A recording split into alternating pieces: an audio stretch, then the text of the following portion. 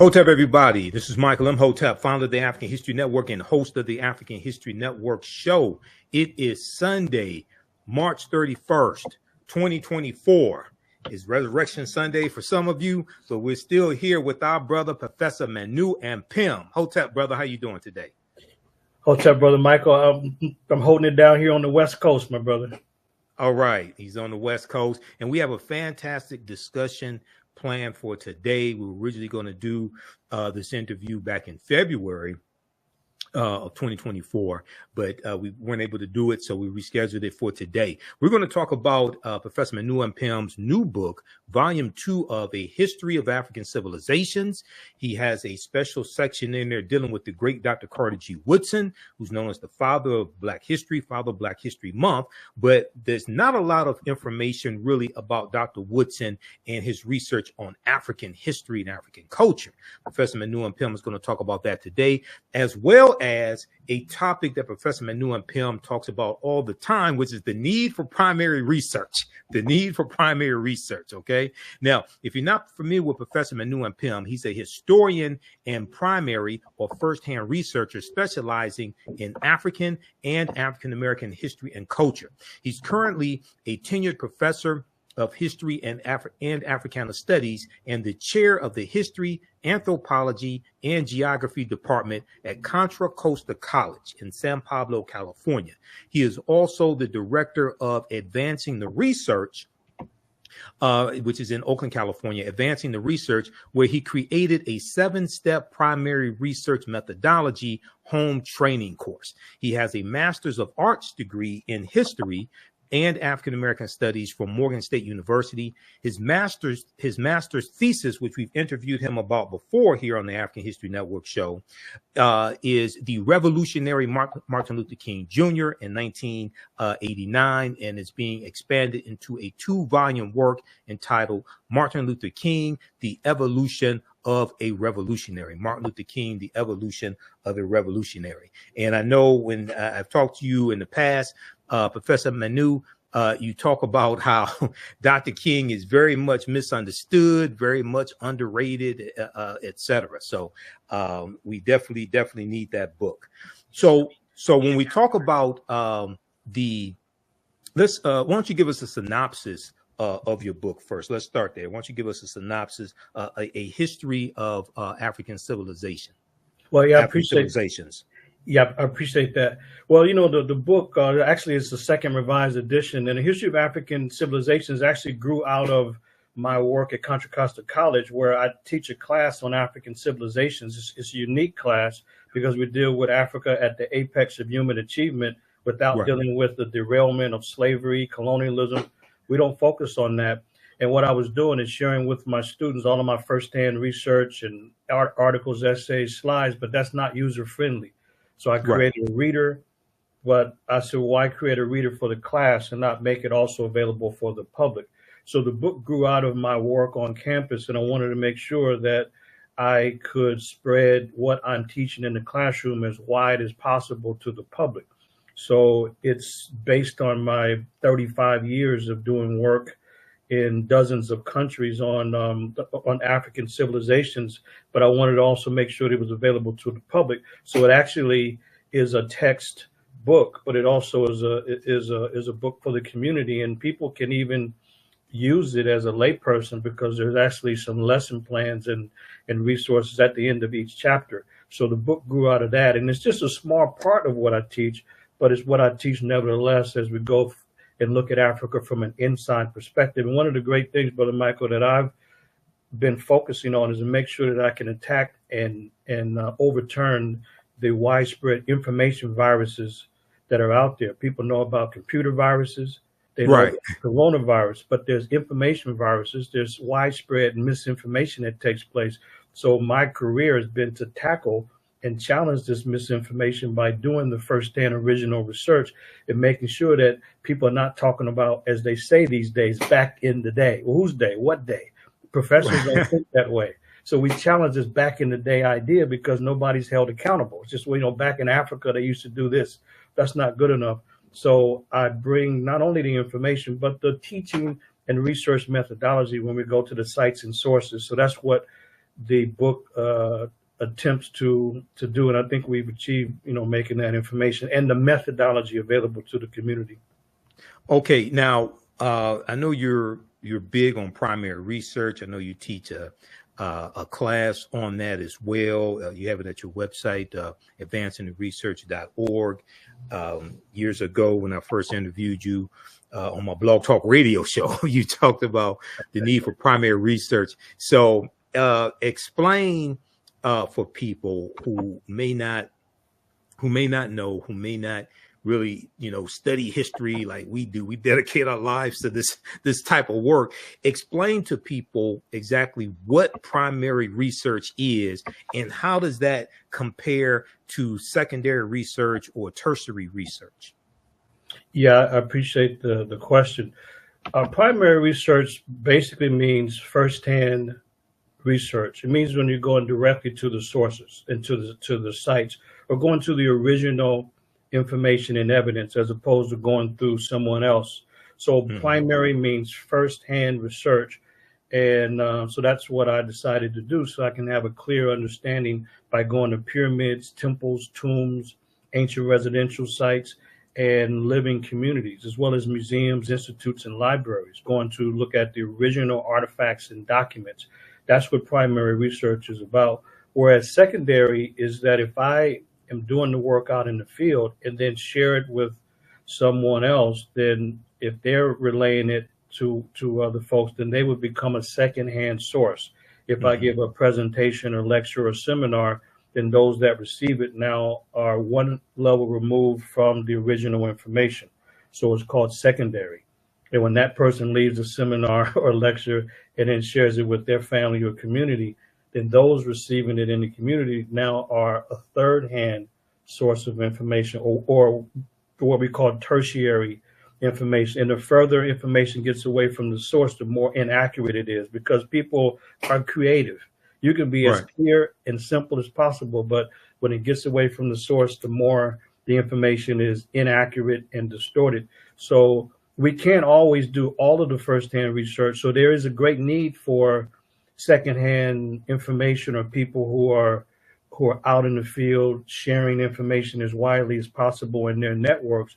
But a real scholar is not just relying on that, on what other people have written or what other people have produced, but they're going to the sources themselves as well. So this is why primary research is the highest level of research, and we can't minimize the significance of it, because one thing I learned by looking at the actual documents and going out in the field myself, it's like, wow, what I had been told versus what I saw and was able to document is usually very, very different. So this is why primary research is important. And, and people always talk about his story. Right. I agree. There's a concern about him or his story. So we've always called it our story, but we cannot teach and promote our story accurately unless we're going to the records and the sources. And it's not easy, but it's required. It's required if we're going to penetrate another level of understanding and learning. So that's why I'm so totally dedicated to primary research. Right. And it's time consuming, and it costs money too. It costs money to do research as well. People think it's just free to do all this type, but no, it's not. And we don't do this for the money, but it sure as hell takes money to do this. Okay. Absolutely. In the beginning, you mentioned misinformation that's out there, and I think you talked about a history virus or something about a virus. What'd you call it?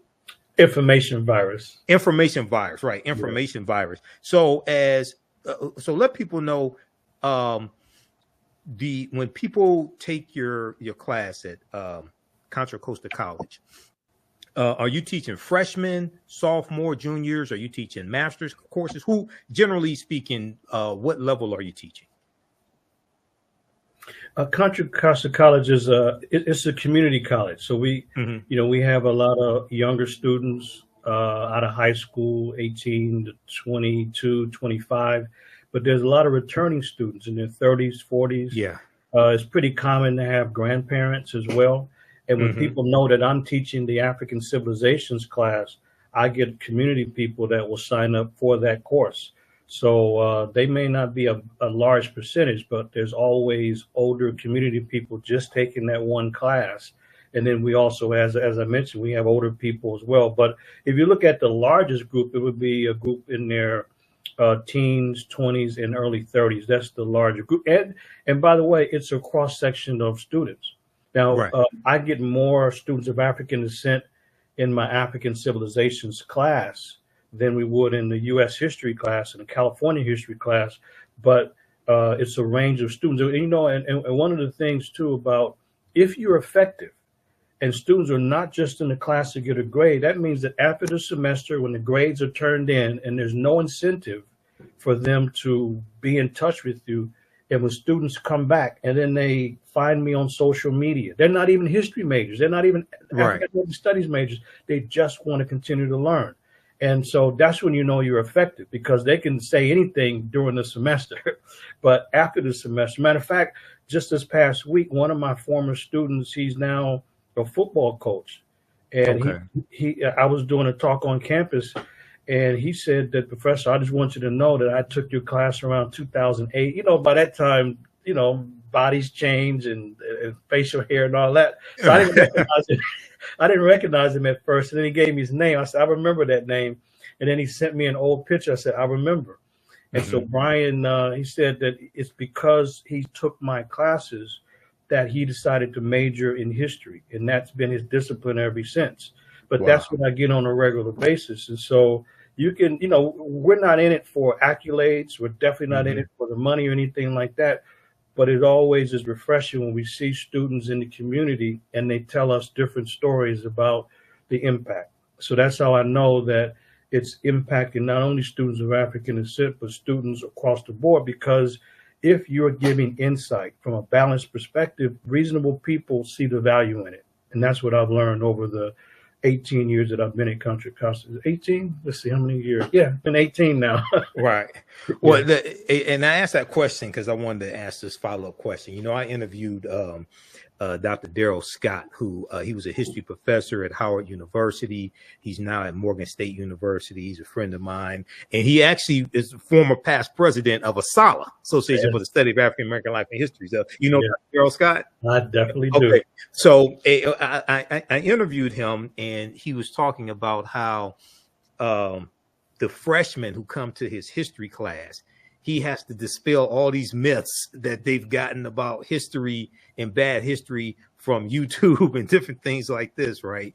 And in a lot of my lectures, I talk about how sometimes I have to spend the first 20 minutes dispelling myths before I can really get into the subject matter, especially if we talk about, you know, Dr. King, the Civil Rights Movement, Malcolm X, different things like this. So I was just wondering, what are some of the popular myths that students come to your class with that you have to dispel? A lot of times you got to get past these myths before you can even get into the syllabus, before you can get to the real subject matter. Yeah, that's a great question. One would be to challenge this, as I mentioned before, this idea that back in the day is a relevant response. It's not a relevant response. People use that because they don't have the details. So I have to tell them that in a professional setting, historical context means everything. So you have to always answer the questions of when and where, and not talk about back in the day. Whose day? What do you mean? That's too general. So that's one thing. And then there's other things, like in the U.S. history class. I'll start there. There's all kinds of myths, so such as Lincoln, quote unquote, freed the slave. So I blow that away. And students are shocked. They're shocked when we go to the text and the actual sources of what Lincoln wrote and what he said in his speeches, that he had no respect for equality for Black people or anything else. So that's a huge myth that's overturned. And also a big myth is that Black people or people of African descent first came to the U.S. as enslaved victims. But when I show that they came as masters of their own fate, as rulers, as great traders, and great people of high stature and influence, they're blown away by that because they've never heard it, never seen it, and never thought about it. And I think another one that stands out is the criminality of Columbus. And that it wasn't until 1992 that he went from being celebrated to now he's been condemned as a common criminal because of his own writings and his own conduct. Those are some things that are shocking. And if I look at the African Civilizations course, a big takeaway or big influence that people have, they have no idea of the high level classical African civilizations. They're not aware of ancient Kush. They might have heard about a Nubian king or Nubian queen in the popular discussion. You know, people just make that statement. When I show them that that's not just some statement, here are Nubian people, here are Nubian children, Nubian school, Nubian elders, here's Nubian contributions to humanity. There, and I think one other thing in addition to that is the fact that Kemet or Egypt is thoroughly and fundamentally African, and it is always been and continues to be a part of Africa, both historically, geographically, linguistically, culturally. So those are some of the things that come out and stand out on a regular and consistent basis throughout all of my classes.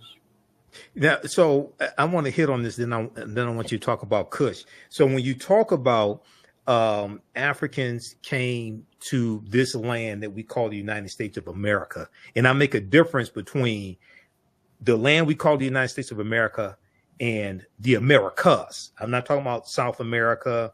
You know, we know about Abubakar II in 1311, 1312 AD, things like that. But you mentioned specifically the land we call the United States of America. Africans first came here as rulers, not as slaves, conquered and shackled by Europeans. Talk about what period of time you're talking about, and give us some examples of what you mean by this. Yeah, I appreciate it. I covered this also in my book as well. The book is a survey of these African civilizations. Well, the first period in dealing with the Americas of the Western Hemisphere, I start there. Okay. And it's to deal with a undeniable African presence and influence among the Olmec.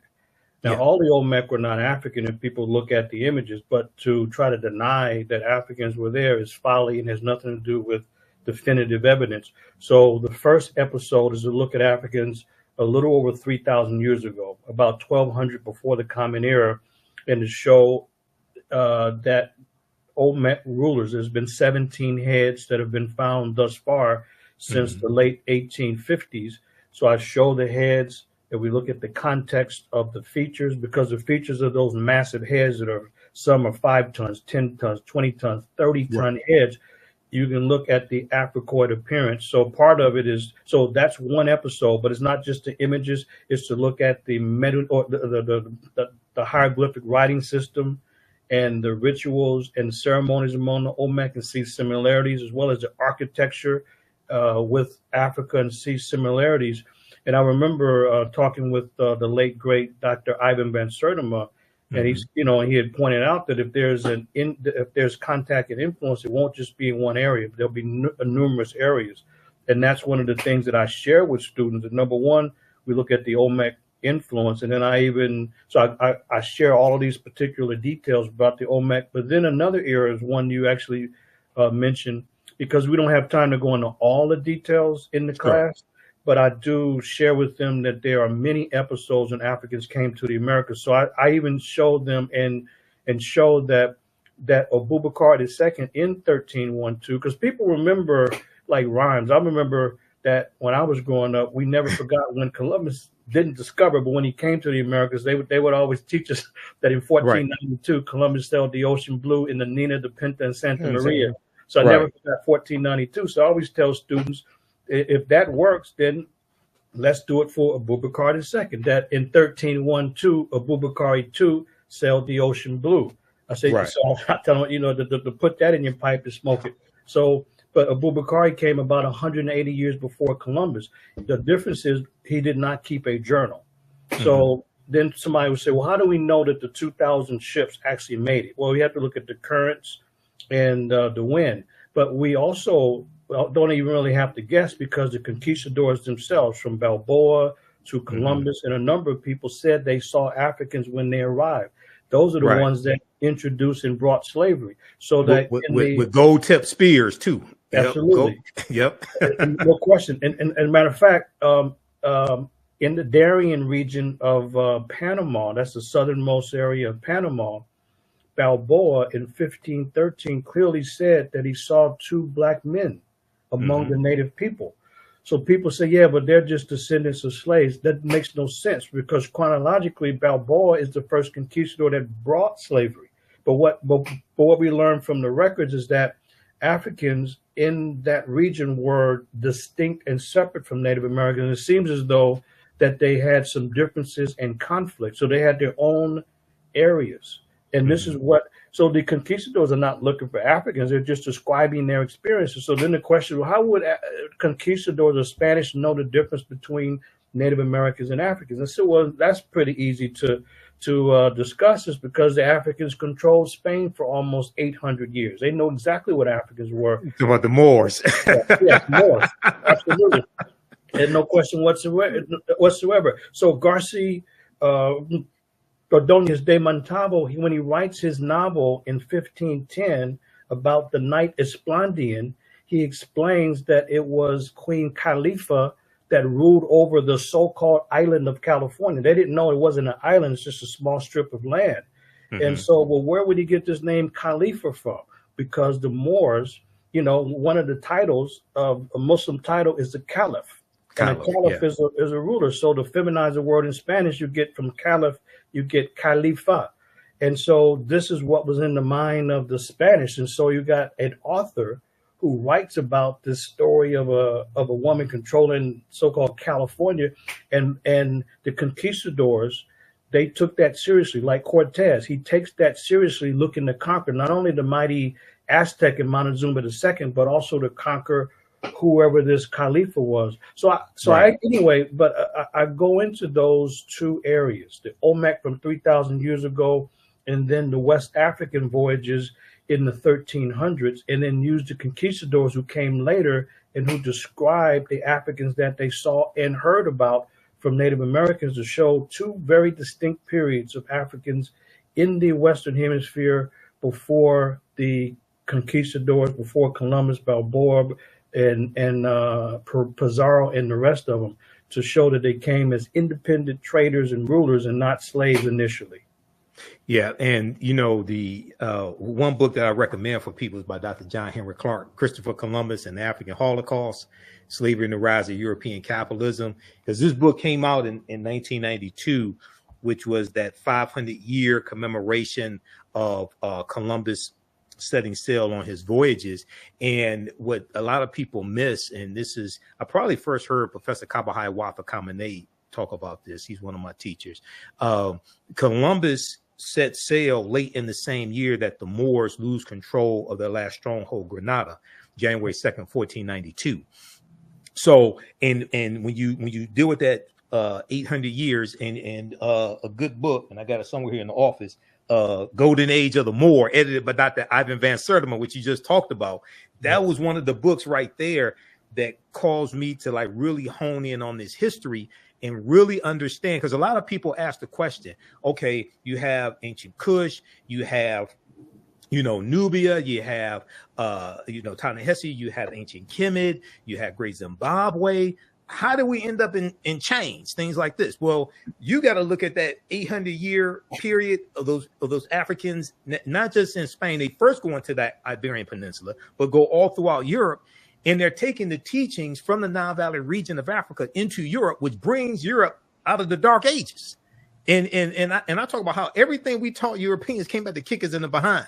Okay, everything we taught them came back to kick us in the behind, whether it was making swords, whether it was introducing the periodic tables, chemistry, the almanacs, showing them what's around the world, things like this. So talk about for a minute the importance of really understanding this chronology of history, because, you know, one of the problems I had with the 1619 project, even though they do have some good information in there, I wouldn't pass a law to ban it. You know, I wouldn't do that. But one of the things that they do is they do mention 1526 when the Spanish try to set up a settlement in the South Carolina, Georgia area. Right. And they take about 100 Africans in there. That's 93 years before 1619. But they don't like really deal with that chronology before 1619. Okay. Right. Talk about the importance of understanding the African Moors and their connection to the Nile Valley region of Africa. Well, I think people should know that the Moors were from North Africa. These were Muslims. These were African Muslims from the north, and they were able to bring a tremendous intellectual tradition into the Iberian Peninsula, into Spain and parts of Portugal in 711 of the Common Era. And the Moors, they don't just develop this in a vacuum. You have a tremendous intellectual tradition that goes back many millennia in the Nile Valley. And then also there's a great intellectual tradition in West Africa too. So that's Van Sertima's book, and that's part of the Journal of African Civilizations, which, by the way, is the greatest journal on African civilizations in the second half of the 20th century, from 1979 to 1994, 15 years of one of the most important series of publications that we've seen. And the golden age of the Moors is part of that. But the Moorish intellectual tradition is very important, because when they go into Europe in 711 and occupy Spain, they don't just go in and destroy, they bring knowledge. They bring book making and the book distribution industry. They introduce universities. They introduce the first streets with lights. They introduce architecture. The Moors also introduced, so people can't even talk about the cultural aspects like the flamenco. You can't talk about the flamenco unless you look at the Moorish influence in music and dance. Now, the Spanish Christians didn't necessarily like being occupied, but the reality is they were occupied by African Muslims, but it wasn't a destructive occupation, even though they may not have been excited about it. But we can see that the Moors had a tremendous influence, and it wasn't to go in and destroy and tear down things. They made very important contributions. And this is what is one of the hallmarks. But they do bring an intellectual tradition. They do help bring science into Europe, because there was a dark age. They didn't know. And it's not an accident that the Moors stayed for over 780 years. And when they were kicked out, as you were alluding to, in 1492, that same year, Columbus set sail in August of that same year. And by the way, Columbus was aware of West Africa because he was a part of the enslaving group. He was aware of West Africa long before 1492. But one thing that Columbus was also aware of, that Africans were traveling west. He didn't know where or how far, but they were traveling west. So he had the idea and they were called merchants, not just travelers, but merchants, with merchandise traveling west before 1492. So while Europe was unaware, they had no idea about the world, it was the cartography of the Moors that helped introduce them to proper geography about the world. And so Columbus, yes, he was a risk taker. In Europe, they thought the world was probably flat. That's why it was difficult for him to get funding. But Ferdinand and Isabella finally came together, and they pushed the Moors out, but they also financed Columbus's first of his 4 journeys. They figured it was no big loss because they weren't going. They sent him and 3 ships and 90 men, and they figured that, well, if he falls off the side of the earth, then it's not a big loss for us. And but that was very significant, that in 1492 he takes the voyage, and the world has not been the same, not because he discovered anything, but because of his ruthlessness. It was him who introduced slavery in the Americas. It was Columbus that introduced the slave trade. It was Columbus that introduced the scramble for the Americas. Before that, and then right after he comes and takes 25 Taino back to Spain, victims, to so-called civilize them and to teach them Spanish and to show proof of a so-called successful voyage. Columbus was geographically challenged. The man thought he was in India, so he called the people Indians. He had no idea he was in another part of the world. But the problem is that as soon as he goes back to Spain, word spread throughout Spain, but it spread throughout Portugal that he had found supposedly a new route to India. It wasn't, he didn't reach India, but nevertheless, that's when they decided that they were going to take, meaning the Spanish and Portuguese, were going to steal whatever this new area was. But the Pope had to step in and broker a treaty called the Treaty of Tordesillas in 1494. In June 7th, 1494. In Yes. 1494, absolutely. So Hmm. they carved up the entire area, and they didn't even know where the hell they were. They just started. They said, "Look, we know West Africa, so let's go so many leagues based on his 10 weeks, so many leagues to the west to try to figure out where he landed." They thought he was in islands near India. So anyway, the treaty actually divided all of the Americas, and Right.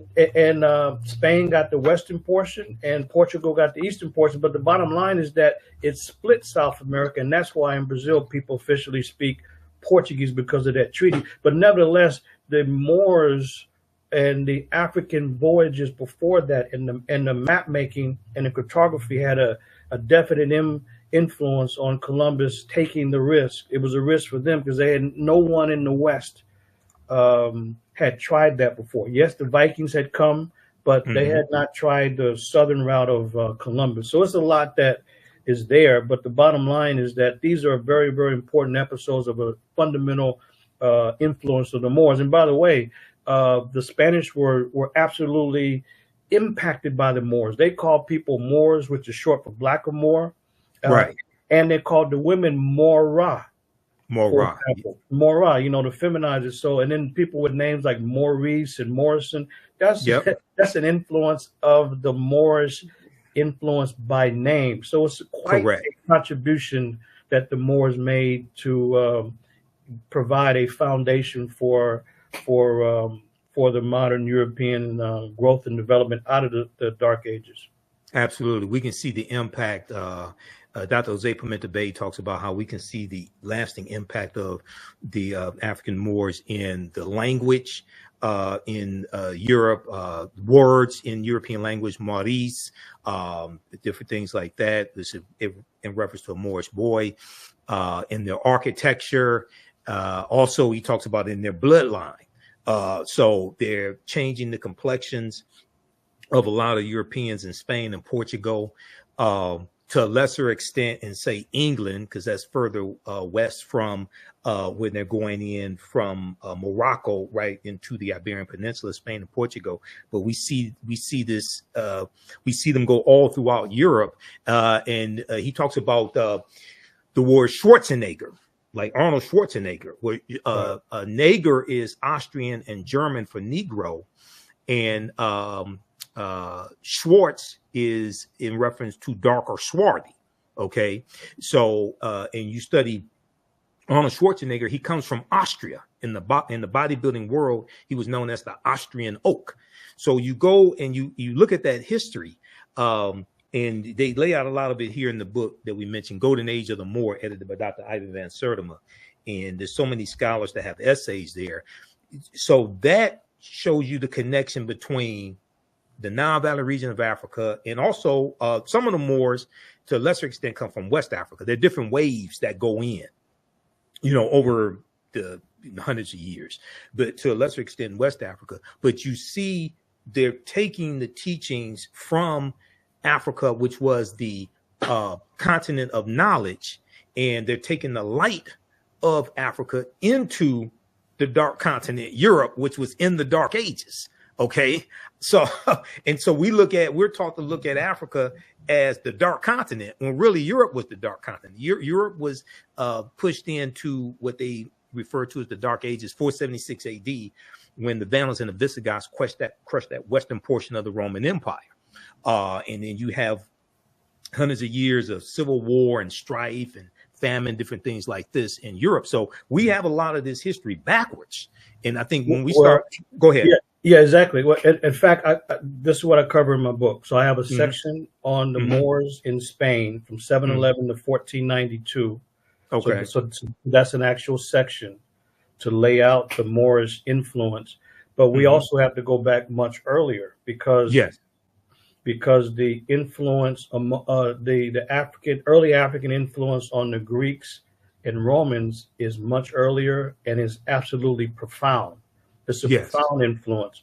And one thing that people should know is that when the Greeks came in the 4th century before the Common Era under Alexander of Macedon, and they came in as political invaders and took over classical Kemet, or so-called Egypt, the Greeks did not claim that they had originated this information and knowledge that people think that they're giving credit for today. So Right. in astrology and astronomy and medicine and religious rituals and mathematics and geometry, the Greeks did not claim this at all. This was done by scholars at the University of Göttingen in Germany in the late 1700s and early 1800s. They're the ones that rewrote the history of the world, and they took the ancient model and replaced it with the Aryan model.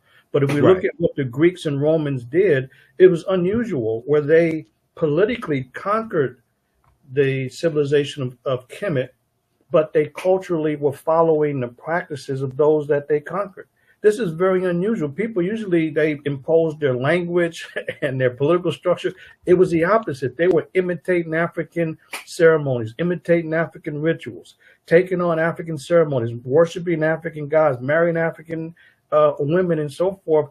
That's what they were doing. But when they came, the civilization was already gone. It had disappeared, but they were imitating the early African civilization, and they did not claim. The Greeks and Romans did not claim that they created any of this. Like Lucian and Diodorus and Herodotus and Homer, they give great credit to Africans. Not once did any of them claim anything that they were the originators of. So it's very important to know that that the early African influence took place over 2,000 years ago. And then what we would discuss, the Moorish influence, is another episode of a fundamental and a profound African influence upon Europe, because the Greeks did not, like, for example, even during the classical period, they did not have libraries. Even then, they didn't have Socrates, Plato, Aristotle, they didn't have libraries. All of a sudden now, Alexander invades Kemet, and they didn't go in and start, quote unquote, building libraries. You don't start building institutions abroad that you don't have at home. Correct. And so this is one of the important things for folks to know. So there's libraries in temples throughout Kemet. You can see the lot. So when I'm leading tours, we go inside the temple and you see where they kept the scrolls, the libraries. And the Greeks came around and they start, as I mentioned, imitating African practices. And you can tell the difference, because when they come in, they don't understand it. They are trying to duplicate, but it goes from high-level art and execution to crude, clumsy, and incompetent imitations. And you can see the crude, clumsy, and incompetent imitations in the outrageous paintings. And then it's just drawing. It's not spiritual anymore. It's just drawing. And like, for example, you have people with two arms and two left arms or two right hands, because they don't know what they're doing anymore. And so this is what's happening. But nevertheless, the influence was profound. And this is why I wanted to do the book, the second edition, and add a little bit more, because we got to make sure that it's very, very clear that a lot of the contributions that people think are European or Greek are not. For example, chemistry. The original word is Kemet. We can look at the etymology or the history of the word, and I put the etymology in that, and also wanted to make it very clear that a squared plus b squared equals c squared, the square of the hypotenuse. This is clearly documented by the Africans on a scroll that's in the British Museum. That this has nothing to do with Pythagoras. So the Pythagorean theorem, a squared plus b squared equals c squared, geometry that every 10th grader has to learn, this is made up. But this was fabricated by those outrageous scholars in Germany in the late 1700s who rewrote the history of the world with no new evidence or data. And they took the Greek and Roman texts and turned them upside down and dismissed them, because they had no problem giving Africans credit. And that's why people should read the Greek writers. They not once did they ever disparage Africans. They gave them high praise, even so much to say Herodotus says that the best looking people in the world were Ethiopians. He's talking about Cushites. Usually the people think they're the best looking, but they said, no, Africans were the best looking. So that's how much credit they gave to Africans in the early period, going back a couple thousand years. Yeah, a lot of this really gets turned around in the 1700s and especially in the 1800s when the Western world discovers ancient Kush, and they are astonished by the civilization that was built and didn't want to credit that civilization to what they called Negroes. Talk for a minute about ancient Kush, and in that conversation, because from my understanding, Kush was more of a region than a country. It may change at certain periods of time, but it was more of a region. But you also have what we call ancient Nubia or Ta-Nehisi. So talk about those for a minute, please. Yeah, I appreciate that. Well, one of the things that gets distorted is that the vast number of people, they are using the anti-African archaeologist George Reisner. Mm-hmm. And Reisner had warped racial beliefs. So he did field work from 1907 to about 1932 in Egypt and Sudan, the Northeast African corridor. And the further he went south, the more disturbed Reisner was, because he saw black-skinned people and clear evidence of an African civilization complex. So Reisner began to distort and misrepresent what he was finding. And he was really frustrated because he was there with the absurd mission of looking for a white queen and couldn't find one. So Reisner, he's on a mad search for a white queen. So he's fabricating information. So the further he went south, he's seeing Kushites, but in his mind, he can't give credit to them. He said that these people were incapable of these kind of developments. So he's mislabeling them. So what's happening now, and people are running with the ideas and the chronology of an anti-African racist, and everyone agrees to that, but people still use his framework. How could that make sense? His framework is based on the fact he can't give credit. So what happens is that the older civilization of Kush came first, and then Nubia, and then Kemet. But Reisner does not give credit to the older version of the older original Kush. And that's what's the most ancient part. But people are not in the field going to those places where there are still Cushitic groups that are in isolated locations, because it's not easy to get there. And people are using Reisner's framework. So what happens is that the Kushites are just labeled the so-called black pharaohs who came much later and were imitating people in Kemet or Egypt. Imitating, they're originating. And not only they're originating, but their style is different. How they wore the crowns is different. They had not one cobra on the crown, but two. The shape of the pyramids, and they have it tapered on each corner, is very different.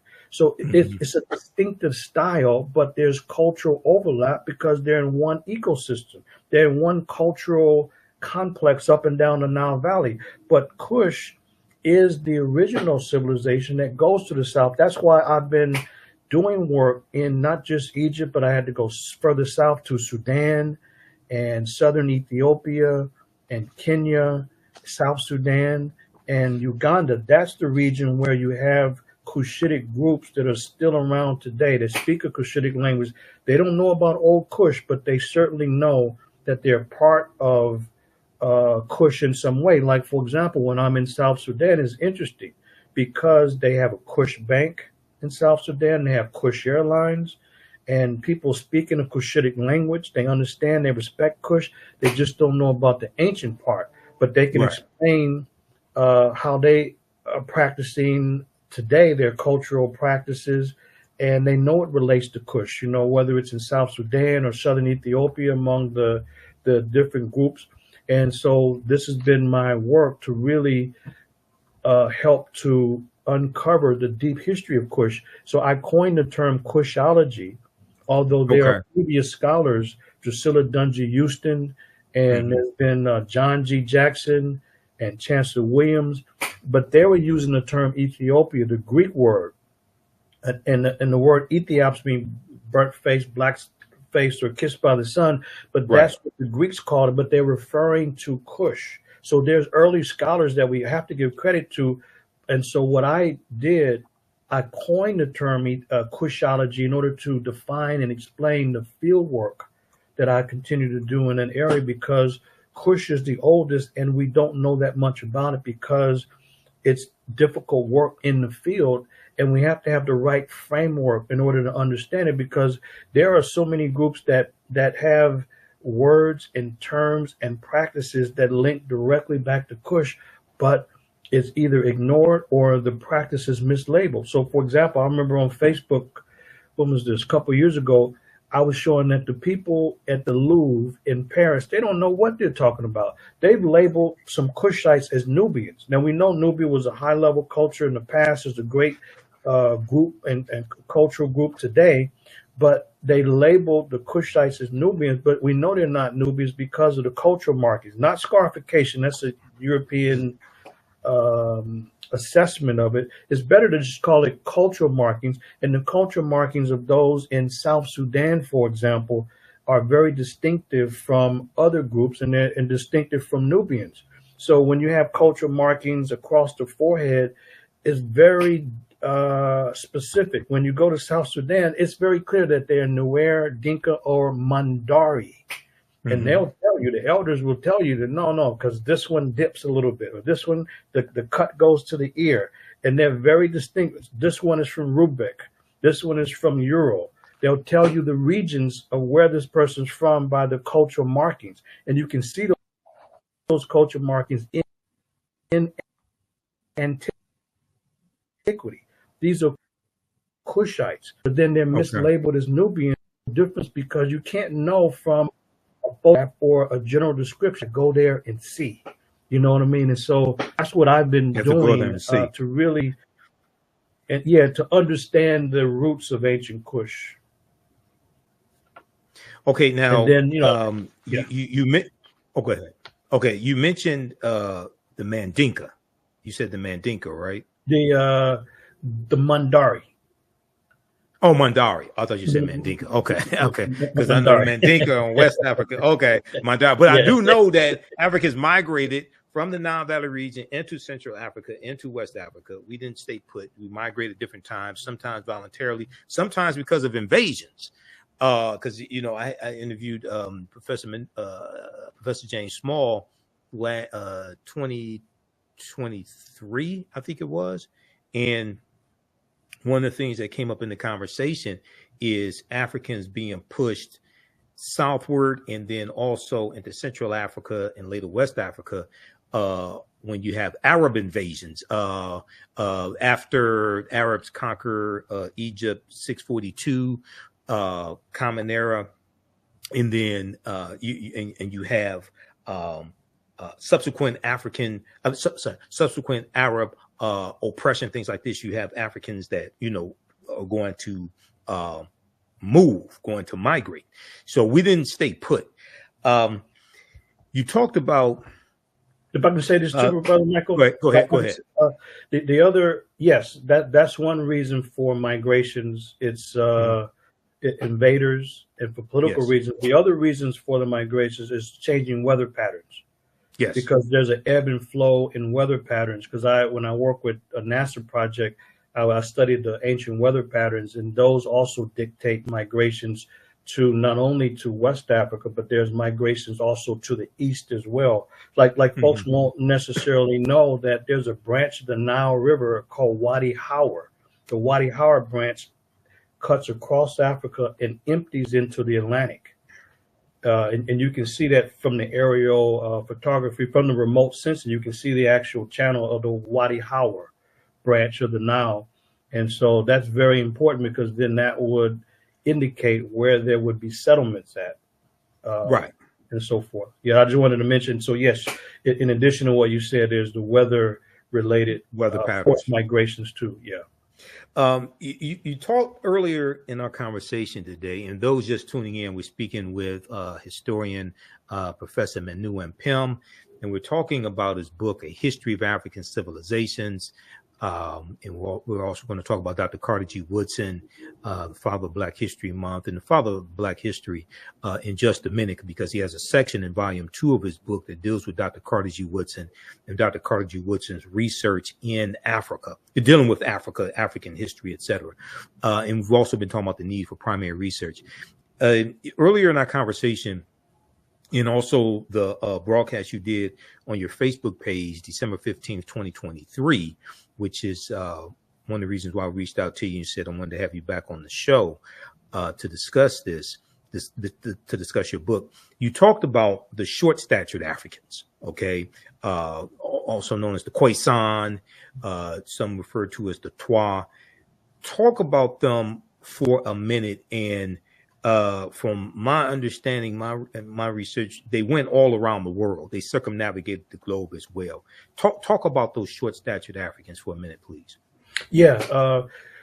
My book, A History of African Civilizations, it's pretty easy for people to think civilizations being spectacular cultures that built mighty monuments and structures and temples and tombs and pyramids, but that's just more advanced civilizations. The small stature people that are negatively called pygmy, we don't ever use that word, but they represent the first Homo sapiens sapiens. Those that are the first anatomical humans going back to about 250,000 years ago. Not half ape, not half monkey, but flesh, blood, and bone human beings who could join us as a third person, and we wouldn't even take a second look. But those small stature people, we've been knowing about this because of the DNA research of Dr. Rebecca Kahn and her team going back to 1987. The old bones have been found by the Leakeys and other folks in East Africa, but the DNA research supported that. And now we know that everybody comes from a single African ancestor. We know that there's only one type of human is Africans, and those small stature people, 4'8", 4'10", they're the Mbuti, the Ife, the San. Sometimes it could be the Khoi and the Khoisan, or these different groups. And the small stature gave them an advantage because, first of all, in their mobility, also there's a less need for calories and so forth. But these are the people that stood up and taught us what it meant to be human. They're the ones who are the great ecologists that live in complete harmony with their environment. They're the ones that taught us the great ethical laws. So their position is an idea, and what rules in their society is do unto nature as you would have nature do unto you. And so there's no structure, there's no hierarchy, there's no chiefs, there's no kings. They're semi-nomadic because they don't farm. They just forage, they hunt, they fish, and they'll stay at a place for a couple of weeks or so. And when they leave camp, you'll never know that they were there. So these are the people that really represent the first ones that taught us civilization, not the advanced groups. That's later, because civilization, and I've defined it in the book, civilization is peaceful and harmonious relations among people and between people and their environment. That's peaceful and harmonious relations among people and between people and their environment, because at the root of the word civilization, the basis of it is civil. And when we have civil relations, we have peaceful relations. So those are the ones that live in harmony. And by the way, these small stature folks, they're not aggressive. They don't fight wars. They don't fight over ideology. So the large aggressive people have put them at jeopardy. So all of these people, as they've migrated, because there's always push and pull factors, the push factors would have been the changing weather or the lack of resources now. And and everyone knows that animals migrate when the seasons change, whether it's birds, wildebeest, you name it. And so when the food supply moves, the people must move to survive. And the only way in which a group can be sedentary, they must be able to farm, and they can create a storehouse of food. So that the small stature first Homo sapiens sapiens, yes, they migrated into certain areas, and in some cases in Asia, they did not change their physical appearance because the weather pattern is the same. You look at the folks in Indonesia, in Philippines and other places, they're as Africoid in their appearance as anyone else, whereas others did change. In Europe, they changed. In Asia, they changed. They differentiated is what the term is, because it's the law is either adapt or die. But these are the people that taught us these great laws of sharing and caring, because they lived in plentiful environments, and they are the ones that have provided a tremendous foundation for civilized life and conduct. But what propagandists have done is overlook these small stature people and then say civilization means something else. So they can include Greek and Roman. So they'll say civilizations when you have farming, metallurgy, cities, and writing, government and writing. And and those 5 elements. Well, wait a minute. The problem is those are things, but they don't deal with the quality of relationships. It's like the Romans. They were very brutal. All they did was fight and enslave people. What's civilized about that? Exactly. So that's the distinction I'm making in the book, that you have real civilized folks, the small stature Africans that were the first Homo sapiens sapiens, and they represent the true definition of civil relationships, as opposed to some contrived, made up, fake and phony definition that doesn't make sense. Like we're told that the origin of so-called civilization is in Athens, Greece, in the 5th century before the Common Era. How could that make any sense when 80 to 90% of the people in Greece were not even citizens, had no political rights, couldn't even vote, and that was all women, the poor, foreigners, and slaves had no rights in Greece. Where in the hell is a democracy? It's not a democracy of the people, for the people, by the people. It's a democracy for the few. This has been a bogus presentation to the world to say that the Greeks somehow created civilization when they were anything but civilized in their conduct towards the people in Greek society. And besides that, all they were doing fighting all day long. Right. So exactly. This is what has to be looked at to separate the facts from fiction. Okay, now the Khoisan, they date back, their ancestral line dates back somewhere at least 100,000 years ago, maybe longer than that, something like that. Now, the Khoisan, we know they go into the Philippines, they circumnavigate the globe. Was there a presence of the Khoisan here in the land that we call the United States of America, or a greater aspect, North America? Was there a presence of the Khoisan? There was not, but what we know is this, and so we know that the oldest group, so the Khoisan, so you mean like this is in Southern African area. But in East Africa, this is like near Tanzania and the Olduvai Gorge area, and even the DNA work research with Dr. Khan and her team dealing with mitochondrial DNA seems to support an Eastern African origin. But what we do know is that these small stature people certainly have gone into Asia. They're very short stature. And we know that they were dark skinned when they left and they went into Europe. And this is why they have rickets, which is a deficiency of vitamin D. Right. Yeah, because the melanin is going to block some of the ultraviolet rays of the sun. Now, what we do have in the Americas, we definitely have the oldest inhabitants of all of the Americas is in South America, in Pedra Ferrada, Brazil. So the evidence from Pedra Ferrada, Brazil, the oldest documented occupation in the Western Hemisphere, it goes back to at least 56,000 years ago because of the discovery of rock art and hearths. A hearth is a fireplace. And so we've been knowing about Pedra Ferrada, Brazil, in the Sierra de Capoeira National Park. We've been knowing about that since 1986. And that's when they discovered the site. And first they had the date of Pedra Ferrada at 48,000 years ago, but the discovery of the hearths, the fireplaces, pushes it back to 56,000 years ago. But that's in South America, because the reason why people were not in North America, because there would have been no way to come to the area because of the warm glacial period. The whole northern hemisphere is still locked up in ice. And the ice didn't begin to melt until about 25,000 years ago, and it created a corridor. It created an opening that allowed people to migrate from Siberia in Asia across this opening in the ice into North America. But this opening didn't take place until much, much later than the settlements in South America, which means that the Bering Straits. Yeah, so Bering Strait was afterwards, but what we know is that the people migrated by watercraft, and this is one of the problems that early historians have, is that they have this absurd idea that the waters were somehow, the waterways, the oceans and seas were somehow a barrier to travel, when in fact the waterways have been a facilitator of travel. People have always been ingenious in traveling. So Right. it's clear that they were in Page of Ferrata. The rock art doesn't lie. The hearths don't lie. I mean, who paints like that? Who creates fire? Why do we need fire? To cook food, to keep warm, to keep away animals, for light.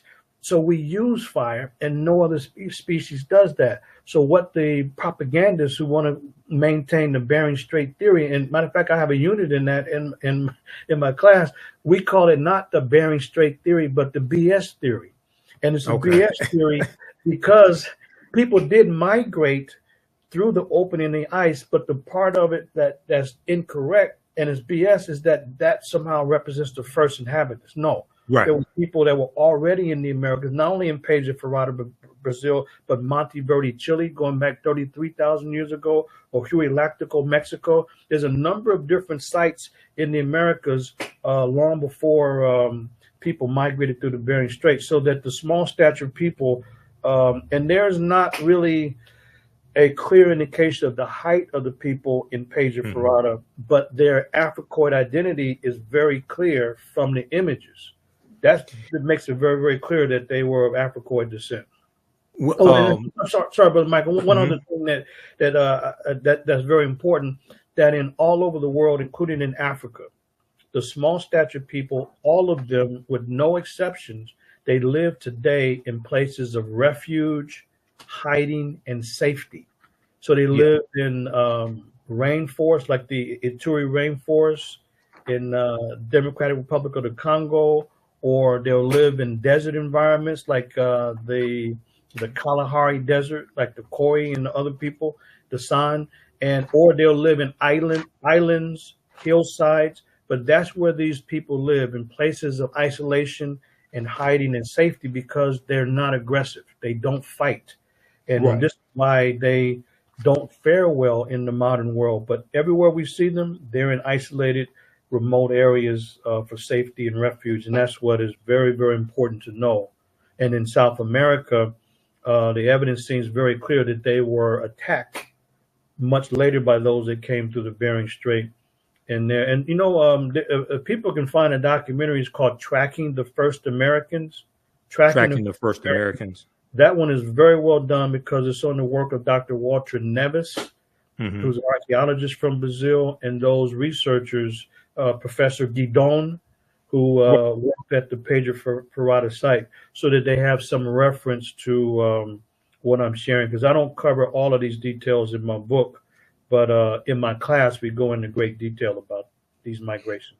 There was an article from the New York Times that I use in my classes, and I need to pull this up because it talks about an African presence in Brazil, and I forgot the name of that, and I'm looking for my file folder also, but it talks about the African presence in Brazil, and is going back tens of thousands of years ago. And let me see if I can try to find this. It's going back tens of thousands of years ago, but also you have I think there was a presence in Tierra del Fuego in South America, the southern tip.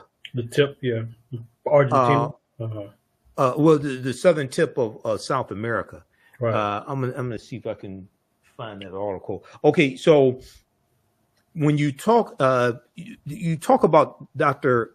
Carter G. Woodson in your book as well, and you in the broadcast that you did December 15th, 2023, you talked about how Dr. Carter G. Woodson is left out of the conversation dealing with African history, African culture, things of this nature. But his last two books dealt with African history.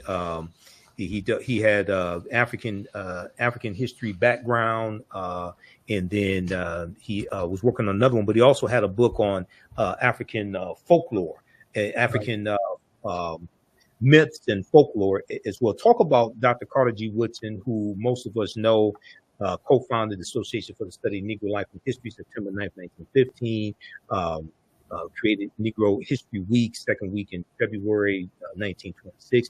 Talk about his research in Africa, dealing with African history and culture. Yeah, that's one of the most important developments in the 20th century regarding African civilizations. Carter G. Woodson is very much omitted without justification from the focus and discussion on bringing African civilizations to the forefront. One of the things that Woodson did, I mean, he created his organization, the Association for the Study, at that time is called Negro Life and History. Now it's Association for the Study of African American Life and History. And Woodson began to do his work in the early 20th century. And when Woodson was around up until when he passed in 1950, his focus was increasingly on African civilizations. But from the time that Woodson led the charge to make the focus on history of Black people front and center, when he created the week in the second week of February 1926, Africa had always been a central component for Woodson. So, and he's left out. So a couple of things that folks should know. He wrote several books on Africa. You mentioned African myths and folktales. That was one. The last two books he wrote was African Heroes and Heroines. And the last book is the African Background Outline. That was the last two books. Not only that, but the last three articles written by the great scholar who passed in 1950. The last three articles written by Woodson was a article series simply called Egypt, a 3-part series, and it was called Egypt because for Woodson the mission was to bring back the missing pages, the missing chapters, and the missing volumes of the Black contribution to U.S. and world history. So for Woodson, this was unacceptable that Black people had been written out of the story of U.S. and world history and contributions. So for him, it was to establish our humanity. So when Woodson is focusing on in his essays and his books and his presentations to his organization, when he's arguing that there has to be the missing pages put back into the story, he's not just talking about the experience here in the U.S. He's looking at a global experience. When he says world history, he means just that. But so when Woodson was around, not only is he writing about African civilizations in his articles, his essays, and his books, but even the theme of the organization. You look at the organizational themes, and you see a number of themes during the lifetime of Woodson dealing specifically with Africa. Since that time, the organization's moved away from Woodson's position on Africa. And the problem is that people don't even know. If they look at the journal of the journal, now it's a Journal of African American Life and History, but the Journal of Negro History, when that was founded in 1916, the very first issue is dealing with Africa. And not only that, but he has a team of writers who are focusing on Africa. So they from the very first issue of the journal, Volume 1, Number 1, there's several articles dealing with Africa, and they constantly did book reviews, and they're on Africa, not only from the first issue of the volume of the journal all the way through. But not only that, but even the bulletin. Later on, they created the bulletin of then it was called Bulletin of Negro History. Now it's a Bulletin of the Black History Bulletin. But in 1937, the very first issue, Woodson, as the editor, he has a big old picture of Africa on page 6, a big old picture on the very first issue. And in fact, all the way through, there is focus on Africa, and this gets left out of the scholarly discussion. And when scholars are looking at the Black history movement, they leave out Woodson and his unique focus on African civilizations. Like, for example, let me just give one example of what gets left out. So in March of 1939, the so-called Negro History Bulletin, which was designed and focused on for teachers, so that teachers can teach the students, this is what Woodson wrote. he says sculpture reached its first. Sorry, let me go to the title. The title is "The Negro in Art: From Africa to America," and this is the March 1939 issue, Volume 2, Number 6. And this is what Woodson writes. He says sculpture reached its first high level in ancient times under the Egyptians. The Sphinx near the pyramids of Giza, the temple at Luxor, the rock temple at Abu Simbel, and the obelisk show the greatness of Egyptian architecture and sculpture. And so he's claiming Egypt or Kemet as an African civilization, but he's writing articles all the way through. He's reviewing books like Lorenzo Turner on Africanisms in the Gullah dialect, and Woodson's reviewing the books like that because Africa was front and center for Woodson. There's not a time that Woodson was not writing articles and or books about Africa, or his organization having themes dealing specifically with Africa. What Osla has done, and you mentioned Daryl Scott, he's one of the last persons defending Woodson when Woodson said that self-publishing is self-defense. And so what the organization has done, they've left out Woodson's work on Africa, not because it's not there, because they're uncomfortable. So Professor Scott, Dr. Scott, he was arguing that how in the world could you disregard the work of Woodson when he established in 1922 Associated Publishers? He said that Associated Publishers Inc. Yep, the publishing company. 1922. And so the thing is that Woodson said that nobody can edit and change your work if you're publishing yourself. So that's why for him, he can say whatever he wanted to say. Like you had the great book there, The Miseducation. He was able to say what he wanted to say, when he wanted to say it, and who he wanted to say it to. But what the organization did is decide to disrespect the tradition, disrespect Woodson. And now if you want to get the journal, you got to go through the University of Chicago. And Dr. Scott was one of the last battlers to say, this doesn't make sense. This is not Woodson. This is not Woodson's tradition. But guess what? Those folks are the one, and they may be listening. So what? Challenge the evidence. They're the ones uncomfortable with Africa. That's why they. I get that impression. I get that impression that many of them are uncomfortable with Africa.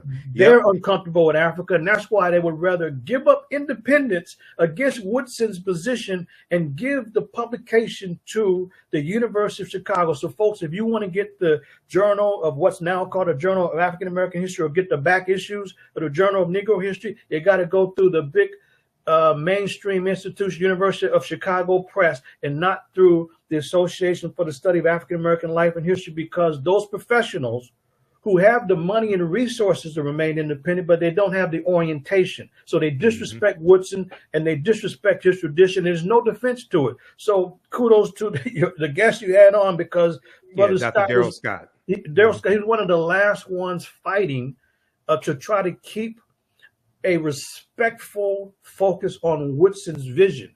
So not only has the organization give up the independent publishing apparatus, but they've abandoned Africa.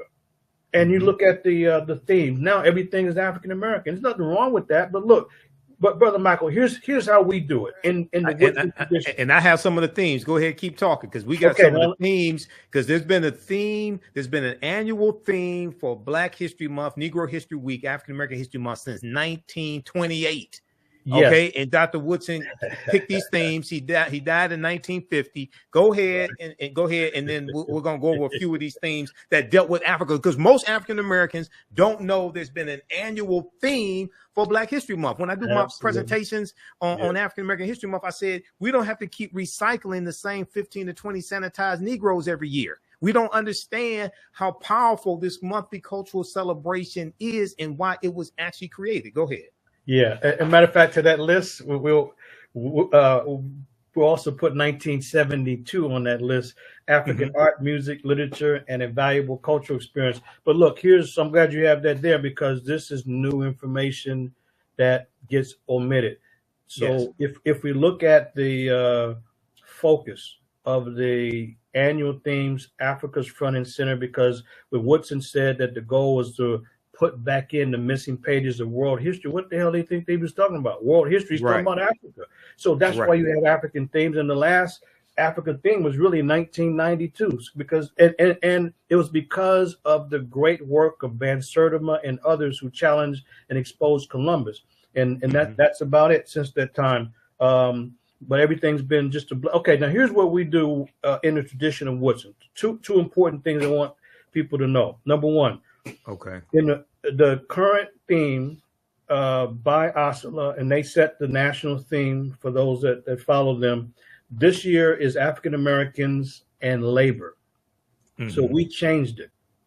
It's we have ours was the classical African contributions in art from Africa to the Americas, because for us there's no way to separate the Black experience in the Americas from the African background and origin. And so whenever they have a theme only focusing on African American, we add the African component to it every single time. But right. So they have African Americans in the arts. That's okay, but it's not in the Woodsonian tradition. The Woodsonian tradition would be the achievements in art in Africa and the Americas. That's why I read this article he wrote, "The Negro in Art from Africa to America." That's in the Woodsonian tradition, and but the people are not comfortable with Africa. And like the great Kwame Ture said, if you start your history in slavery, the best you can be is a good slave. And that's what we're dealing with now. We have people that have disrespected Woodson, and they have only focused on African American because that's what they're comfortable with. So that's one issue to be aware of. The other issue is that it should be properly called. If we're following Woodson's direction and his leadership and his insight, it should be called African Heritage Month, because that's what we're focusing on, African heritage. When people say Black History Month, to them, it means to focus on issues of struggle, of how Black people overcome slavery, escape slavery, or how they got their ass kicked by the police or something like that. And what Woodson was concerned about after the celebration was founded in 1926, if we see Woodson in the 1930s, he's criticizing at that time what was being done, always talking about something negative in Black people. He said, look, we have to assert our humanity. We have to look at Black contributions, achievements, and contributions in the world, and not always associate Black people with a problem. This is why Woodson focused on it as a celebration, and he's embracing Africa. They had plays, they had all kind of skits, plays, all kind of things, important information about contributions, because Woodson understood that we had to assert our humanity and use at least some time of the year to focus on our unique achievements, accomplishments, and contributions in the world. And this is why he continues to embrace Africa. So as he's learning more, he's writing more about it. But what's happened is that people are more and more, they're uncomfortable with Africa. They leave out Woodson's focus on Africa. So when they say Black History Month, it means really, as some of us would say, it's a Negro version where you're only dealing with safe folks who are only, you can only talk about them if they're fighting against slavery or during the civil rights or human rights era, which are great struggles, but it's very limited in scope. And so African Heritage Month means that we have to embrace Africa as we look at the overall Black contributions. This is why at our college, we've always had themes that associate the celebration. That's what we have with Africa and our experience in the Americas. And we tell folks that we do not endorse all of the negativity you all want to bring in February, because this is a chance for us to assert our humanity. So it should be African Heritage Month as a reminder that Africa must be the foundation for our perspective. But those that are dealing with Black History Month, most of that is negative. Like, for example, I saw a flyer, somebody shared something with me that somebody had a Black History Month event, and all I saw was a fashion show and some drinking. So what the hell is this? This is a Black History Month event. You know what I mean? Because it ain't got nothing to do with Africa. And it's got nothing to do with contributions to humanity. So, Brother Michael, what's important is that we reteach and re-educate even the informed community, the so-called, whatever they call it, the conscious community, to shift. Because this is the only way in which we can take back the focus created by Woodson and separate it from all this craziness and make sure that we define it as African Heritage Month and force people to have positive events that embrace our unique contributions to humanity, which I lay out in my book. I have a whole section on these contributions in math, medicine, architecture, social organization, medicine, you name it. And these contributions must be front and center. And this is what the concern was of Woodson, as he was criticizing those folks that only focused on problems and not the contributions of Black people. Excellent, excellent. And the name of Professor Manu Ampim's book again is A History of African Civilizations. This is the second revised edition, A History of African Civilizations. You can get it at his website, advancingtheresearch.org, advancingtheresearch.org. We have it up here on the screen. We're going to put the link again here in the thread of the broadcast. Please support this brother. Order his book today. This is great reading material, great material to use with your children.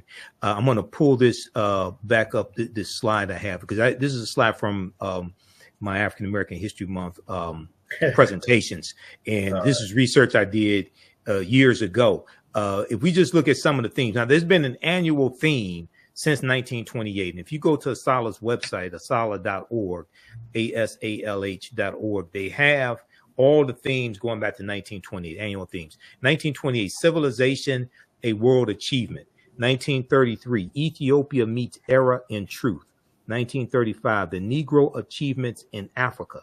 1936, African Background Outlined. Now, we know Dr. Woodson died in 1950, but 1960, the annual theme was Strengthening America Through Education in Negro History and African Culture. I don't understand how you deal with Negro history and African culture, but okay. This is 1960. So, but in 1971, African Civilization and Culture, a Worthy Historical Background. And then we know let me see, I have Asalah's website up here right now. We know in, let's see, 1992, you talked about African Roots, Experience New Worlds, Pre-Columbus to Spatial Exploration. So that was the 500-year commemoration of Columbus setting sail on his first voyage. 1987, Afro-Americans and the Constitution from colonial times to the present, etc. Go ahead and talk about that for a minute. Then I have the article that I was looking for from the New York Times that talks about Brazil and South America. Yeah, these themes, it clearly shows Woodson's consistent and well-rounded focus on Africa. And right. As you mentioned, he passed in 1950. So right. When the themes continued in 1960, 1971, 1972, it's because these are people that was still around, that he was mentoring and influenced. But as time has gone on, they've separated. I'm talking about the organization from Woodson's focus on Africa, and right. the community and the public has fallen into this, unfortunately, of separating Woodson from Africa and separating his scholarship from Africa, because Woodson more and more was focusing on Egypt, Ethiopia. I mean, I can read so many different articles and statements that he made about Ethiopia as the forerunner of Kemet. He says that Ethiopia, which came first, it was the forerunner. And his book, Ethiopia and Kush, right? Abyssinia, the grandmother. Yes. Mm-hmm. He's talking about that, and he's mentioning in his book, the Negro in Our History. This is when in 1922. This is when he starts to focus on this. And the Negro in Our History. This was the definitive textbook for decades until John Hope Franklin wrote his book. But before John Hope Franklin's book, From Slavery to Freedom, Woodson's book, the Negro in Our History, was the standard text. And so every aspect of his work, including the organization, you see it through the themes. You see Woodson's influence on Africa. But Brother Michael, we would never know that today if you read and listen to these scholars today. It ain't that the evidence is hard to find. Like you say, anybody can go to Oslo's website and see the themes. And see the other publications. It's not difficult, but of course, now you got to go to the University of Chicago. You can get some of these early volumes and get the articles on. So this is why it was important for me in the second revised edition. this is why it was important for me to expand the second edition and include a chapter on Woodson to blow up the myths and misinformation that is across the board. I mean, you know, people who've read a lot, they know about the miseducation of the Negro, but there's a lot of other crucial and critical things that are not known about Woodson because we haven't read deeply enough, and scholars have carefully omitted Woodson's work on Africa. And that's why it's very important for me to get this information out. And when I've been doing presentations, people have been very surprised. Like for example, to show you Woodson's work, as he's the editor of the journal, so Journal of Negro History, Volume 1, Number 1, January 1916. Look, they have the first issue. This is what was impressive about Woodson. He wasn't writing alone. He had a team of writers that was making this contribution. So Monroe wrote a piece called "The Passing Tradition and the African Civilization." This is the very first issue. And then there's Stafford, who wrote a book, "The Mind of the African Africans, as reflected in this Proverbs." Then there is, and then there's a book review, another book review, Negro Culture in West Africa. Mm-hmm. So you got this in the very first volume. Woodson pulls together a pool of writers to help support his writing and scholarship in the area. So it's a body of writers focusing on Africa in the very early period, over 100 years ago. And we would never know that until we pull up those themes, which are public. You don't even have to register and become a member to see that. And then, and you got the journal, and there's the bulletin, plus there's Woodson's work. So this is why I added the chapter to the book, in order to blow up this nonsense about the misrepresentation. You talk about the miseducation of the Negro. This is miseducation all over again by his own organization, miseducating people about their own founder. And I'll challenge anybody, because documentation beats conversation is right there. And, absolutely.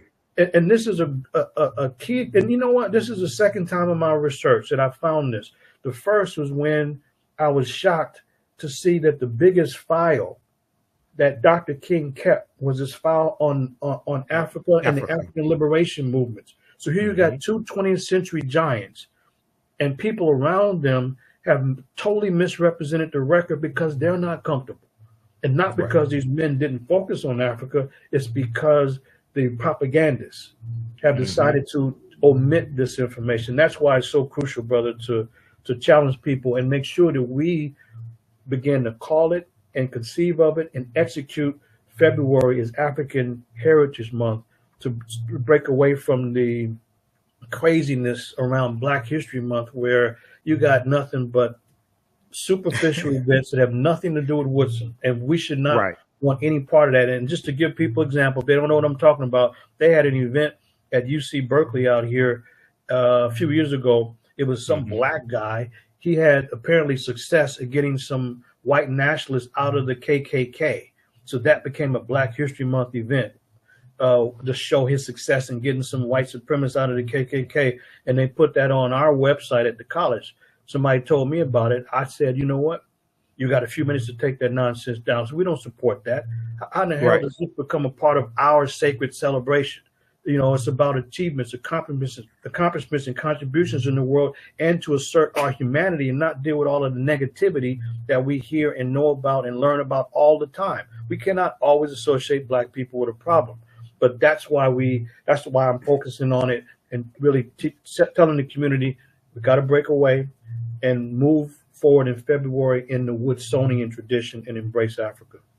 Exactly. And just so people know, Dr. Woodson chose the second week in February, not because February is the shortest month of the year, but because it contains the birth dates of Abraham Lincoln and Frederick Douglass, the assumed birth date of Douglass. Douglass didn't know his exact birth date, so he took the birth date of February 14th.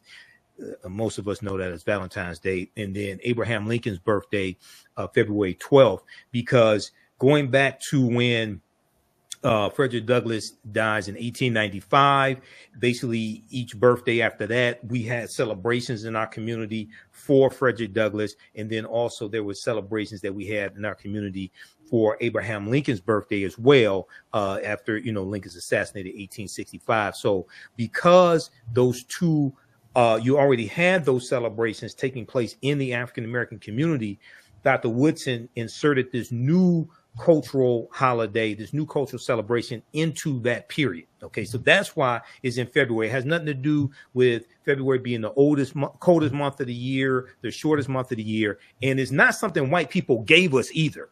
Right. I hear this myth also: white people gave us the month of February. No, we took it. Okay, we created this. I want to go to this article here. This is the one I was looking for. This is from the New York Times. Discoveries challenge beliefs on humans' arrival in the Americas. Okay, and it talks about Sarah de Capavera, which is what you were talking about. This is from March 27th, 2014, Simon Romero for the New York Times. It talks about Dr. Guidon, who you mentioned, and this is one I use in my classes, but it talks about right here. Researchers here say they have unearthed stone tools proving that humans reached what is now northeast Brazil as early as 22,000 years ago. The discovery adds to the growing body of research upending a prevailing belief of 20th century archaeology in the United States known as the Clovis model, also called the Clovis culture or what have you, in New Mexico, which holds that people first arrived in the Americas from Asia about 13,000 years ago. So I think this is what you were talking about? Partly, brother. Partly. The problem with this article is like the articles that I share with students is that in mainstream publications, they are willing to admit the earliest or youngest dates from a site because an archaeological site, because of the different levels, the mainstream, first of all, they dismiss the evidence, but if they ever even acknowledge it, like at Monteverde, they'll deal with the top level and not the lower levels. And so Professor Guidon did not come up with 22,000. Professor Guidon specifically and her team, they dated the page of Ferrata, so that the 48,000. So Professor Guidon, they dated the page of Ferrata site, which is in the Serra de Capivara National Park. And so in the national park, Serra de Capivara National Park, the page of Ferrata is 48,000 years ago. And that's before the charcoal at the hearth. The hearth, this dates it now to 56,000 years ago. So yes, it's the same site, but this article is mixing up. It looks like they're mixing up some of the dates, but it's definitely it's the oldest clearly documented site. And Professor Guidon was attacked simply because the dates blow away all the Bering Strait ideas and theories. Because it's interesting. The scholars and scientists in Europe don't have much problem with the date. The people who debate the dates are those in the Americas because they've built careers on it. And so they are willing to fight and destroy anybody's career who has any dates before this 13, 14, 15,000 year barrier. So there's many different sites, and Page of Ferrata is the one that gives them the most heartburn. And Monteverde gives them heartburn. And so does the other sites, such as Puebla, Mexico. It gives them heartburn because there's no way that they can dismiss this other than by claiming. What can they claim? If somebody made a dating error? Wait a minute, these are professionals. What do you mean a dating error? Prove the dating error. They can't prove the dating error, so it's then to question the motives. Like they will question the motives of Dr. Virginia Steen McIntyre, who came up with the Huey, who dated the Huey Lactical site in Mexico. And that site is very, very old, and they question her motives and said, hey, we're not going to publish this unless you take a zero off. So I'm not changing my dates, but this is so what it is that, in this field, early American studies, it's people teach what's useful and not what's truthful, because they're defending and fighting to maintain their turf and their hegemony and dominance in the field. It's not scholarship, it's not science, it's political, is what it is. Right.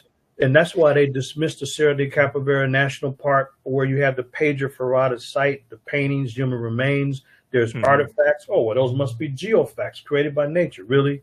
This is an absolute artifact. This is coming up with stuff. It's the kind of intellectual gymnastics and somersaults that the dishonest people who represent the BS theory are right. The Barron Strait theory. Right. Yeah. Now, they've destroyed a lot of careers by people who don't go along with it. Now, once again, for those that don't know, the name of this article, Discoveries Challenge Beliefs on Humans' Arrival in the Americas. This is from the New York Times, March 27, 2014, by Simon Romero. So that 22,000 years ago, 48,000 years ago, who were these humans? Were these the short-statured Africans, the Khoisan? Who were these people?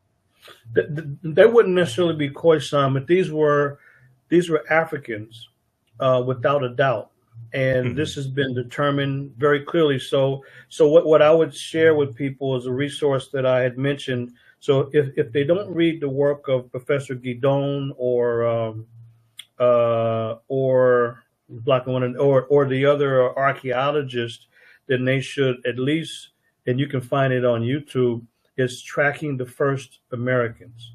And Tracking the First Americans. Yeah, that's a documentary, right? It's a documentary. It's only about an hour, because the first people who established the site in Brazil, they were attacked by a different racial group. You see battles through the rock art, and you see a different racial group, a different racial type, also found in the skeletal evidence as well. And so, but they may not, because people migrate. That's a long migration. So what the people in Brazil would have come from, and what the argument and research shows, they would have migrated by watercraft from Melanesia or Australia. So they wouldn't have been Khoisan per se, but they would have been Africans. And in the early times, they were small stature, and they certainly would have come from that area by boat. And that's what the evidence leads us to at this point, that they were Africoid people who migrated in by watercraft. I just want to go to one more section here of this article. Dr. Guidon remains defiant about her findings. Now, also, just so people know, in this article, there's a video interview with her from the New York Times as well. At her home on the grounds of a museum, she found it to focus on the discoveries in Serra de Capivara. She says she believed that humans had reached these plateaus even earlier, around 100,000 years ago, and might have come not over land from Asia, but by boat from Africa. Talk about that for a minute, please. Well, I think it's important. So I have some articles, some of the, because an article like this, what we do is we look at where was the original publication and original studies published, because this is a summary of Guidon's work. So what I share with the students is some of the original writing, where she, because if a researcher is speculating about some dates, they know they're going to get attacked. Now, she didn't expect to get attacked, but she learned that that's what it was. So she moved away from speculation and going by the definitive dates. Even then, she was still attacked, but that's when it was clear that it was around these Africans about 48,000 years ago. So it's Professor Guidon's work, and the other person I was thinking of is Dr. Walter Neves. Dr. Walter Neves from Brazil. It's also his position and belief, because he's an anthropologist dealing with skeletal remains, that there would have been Africans traveling from Australia or Melanesia, Black peoples traveling from Australia or Melanesia, but they ultimately would have come from the African continent. And that's what his argument is. But from this quote from Guidon, I would like to see it more closely, but she clearly argues the same thing, that these are unmistakably Africans. And what happens, or what happened to these original Africans, is that they were attacked. They were attacked and they were largely wiped out by what they were calling Mongoloid. This is a term that they were using, right? So the people came in through the Bering Strait came later, and they largely wiped out these original Africans who were in Brazil. But the fact that the Africans are in Brazil, this is pretty well established by the archaeological record. The fact that these were two separate groups, clearly different in appearance, fighting, this is also pretty well established by the evidence of fighting and the clear artwork. You can clearly see it for sure, that these are separate groups fighting. And so Neves and Guidon, these are different researchers, different research teams, but through their own individual angles have come to the same conclusion, that these are African migrants that were there first, going back 56,000 years ago. And Neves and Guidon both, and this is upsetting to the Bering Strait theorists, because yes, it is. they come by David Hopkins, because David Hopkins, when he wrote the Bering Strait Land Bridge, when he wrote his work in 1967 or so, that's when scholars started to then promote not just the Bering Strait theory, but the Bering Strait fact, that people came in through the north and that no one else could have been in the Americas, because in their mind, no one could have traveled other than by foot. They didn't have the ingenuity or the creativity to travel by watercraft, which is absurd. The waters have never been a barrier to travel. They've been a facilitator of travel. And it's people in the U.S. who mainly have problems with it. But people in South America, scholars in Europe, scientists in Europe, they don't have the same issue. But the Americans, they do, because it's political. Because, and one thing people should know, why would somebody fight facts? Or why wouldn't they if they're the top of the class? That people have to buy their books. And when they turn those books into textbook, they're making go ahead and keep talking for a minute. I'll be right back. Go ahead. So they're making a lot of money with textbooks. They get a good salary, very nice lifestyle, and they give exclusive interviews, which helps to elevate their stock, elevate their status. And when they're at the top of their field, you would think that people would just be humble. Not at all. If someone comes up with a new discovery, they don't call to congratulate, they will attack. And this is what the standard is. If somebody doesn't know that, they're naive. This is exactly what happened. This is why Michael Cremo and his colleague wrote the book Forbidden Archaeology. Forbidden Archaeology. In other words, archaeological discoveries that have been attacked. So this is why Forbidden Archaeology is a very important resource, because Cremo is putting together archaeological discoveries in one book. And he uses the case of Dr. Virginia Steen McIntyre at Huey Lactical, Mexico, to show that not only did the Bering Strait theorists, they like the Bering Strait Mafia, not only did they end Dr. McIntyre's career as a respected researcher at the U.S. Geological Survey. The last I checked, she was working at a nursing home as a gardener, but they don't allow anybody to challenge them. So that's why I call them the Bering Strait Mafia. They've ended a lot of careers because they're defending their turf just like a gang member or a thug would do. And you say, well, why would a scientist? Because it's about money, clout, and influence. That's why. And that's what we have in early American archaeology. This is why I spend time on it, to teach students research methods and introduce them to a lot of the original records and the evidence. And I say, you make your mind up. Here's the evidence from Neves and Guidon and all of the other scholars. What do you think? What do you think you're looking at? But it's so many different sites. There's no way to deny all of them. And that's exactly the first unit. That's actually the first unit in my U.S. history class, part 1, and we deal with the Bering Strait theory.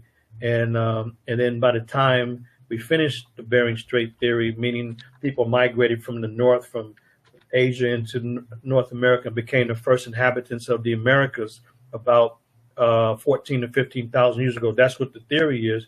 But by the time we learn the theory and look at the evidence against the theory, then students know why we refer to it accurately as not the Bering Strait, but the BS theory. The BS theory. Okay. Now, I'm just curious. You're talking about different archaeologists. Are you familiar with Dr. Albert Goodyear at the University of South Carolina? Archaeologist at the University of South Carolina? No, I don't think I am. Okay, so I first found out about Dr. Albert Goodyear from my friend who's now an ancestor, Dr. David Imhotep. And Dr. David Imhotep wrote the book, The First Americans Were Africans, Documented Evidence. And actually, when the article from the New York Times that I just showed you, when it came out in 2014, I sent that to him as well, because he's been saying that the African presence in a lot of these areas is older than what we've been told. And he gave the example. He was the one that told me about 56,000 years ago in South America, in Brazil, specifically Brazil. So I just wanted to ask you about this. So there's an article, and the jury is probably still out on this discovery, but this dealt with this. Article came out. All the news outlets had stories on this. This particular one is from NBCnews.com. Mastodon bone findings could upend our understanding of human history. And this article is from, if people want to read it, April 26, 2017. But the main thing that I wanted to focus in on here is they mentioned Dr. Albert Goodyear, and I'm familiar with some of his work. But the article, going to your point, how archaeologists who put forth evidence that contradicts the status quo in archaeology, especially evidence that goes against the Clovis cultural model or the Clovis model, they are attacked. This article says, and the archaeology mainstream is very unforgiving of researchers who challenge the accepted dates, said Albert Goodyear of Dr. Albert Goodyear of the University of South Carolina, who's been working to prove for years, FOR, for years, that stone tools found in a South Carolina site date to as long as 50,000 years ago. Now, Dr. Albert Goodyear is a white man, just so people know. He said, quote, there is a lot of ignorance and arrogance about just how little we know about the Western Hemisphere. And so he was not involved in this discovery in San Diego dealing with the mastodon skeletons. He said, these things are very controversial. Okay, very controversial.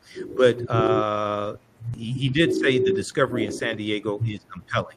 And let me see.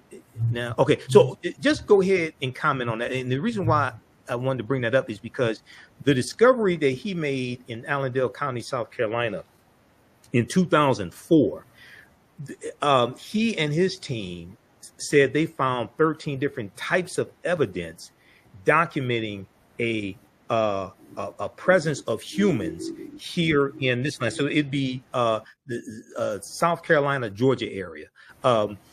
Going back, he said it dates back at least 51,700 years ago. Okay, but just talk about what he's saying when archaeologists present evidence that contradicts mainstream archaeology, how they get attacked.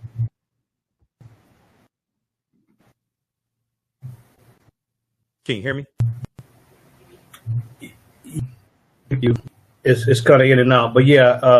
So I think, yeah, to talk about, well, that's a one of a number of episodes where people have been attacked because they challenged the Bering Strait Mafia. And the Bering Strait Mafia, they're very fierce. They're fighting for turf. It's not about evidence. It's about ideology and maintaining their turf and their financial status.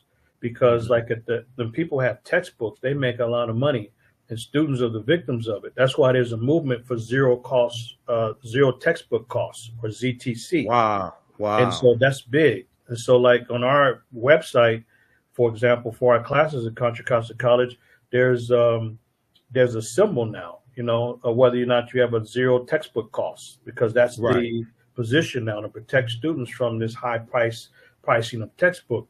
But that's part of the revenue stream. plus doing exclusive interviews for the History Channel or National Geographic. Yes. That's another revenue stream. Plus they get grants and fellowships. That's another revenue stream. So when newer scholars come about and they find something that directly contradicts the dates and details presented earlier, then what we're asking these folks to do is to be honest. Right. And potentially give up a very nice lifestyle, and they're not willing to do it. So this is why they usually close ranks and they attack. And you know, when he walked away, you might have heard it, but this is why Michael Creamer wrote a book, Forbidden Archaeology, because there's a lot of these examples where not only is the archaeological evidence challenged, but the people and their credibility is challenged. So I use Dr. Virginia Steve McIntyre. She had nothing to gain by making something up. She's a credible scientist, asked to come in, date the site, and then was attacked and her career destroyed. But there's a number of examples like that, because the barrier is this: anything older than 14 to 15,000 years ago upturns the theory. Yes. So the theory no longer makes sense. So yes, we know that people migrated in from the north, but the part of the theory that doesn't make sense is that this is not the first time people came into the Americas.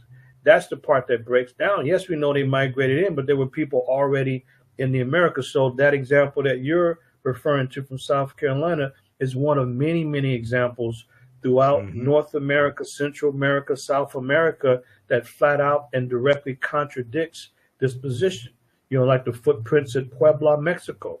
Right. And these are documented by credible sources. This was like a Discovery Channel on their site. I found this this was 2003.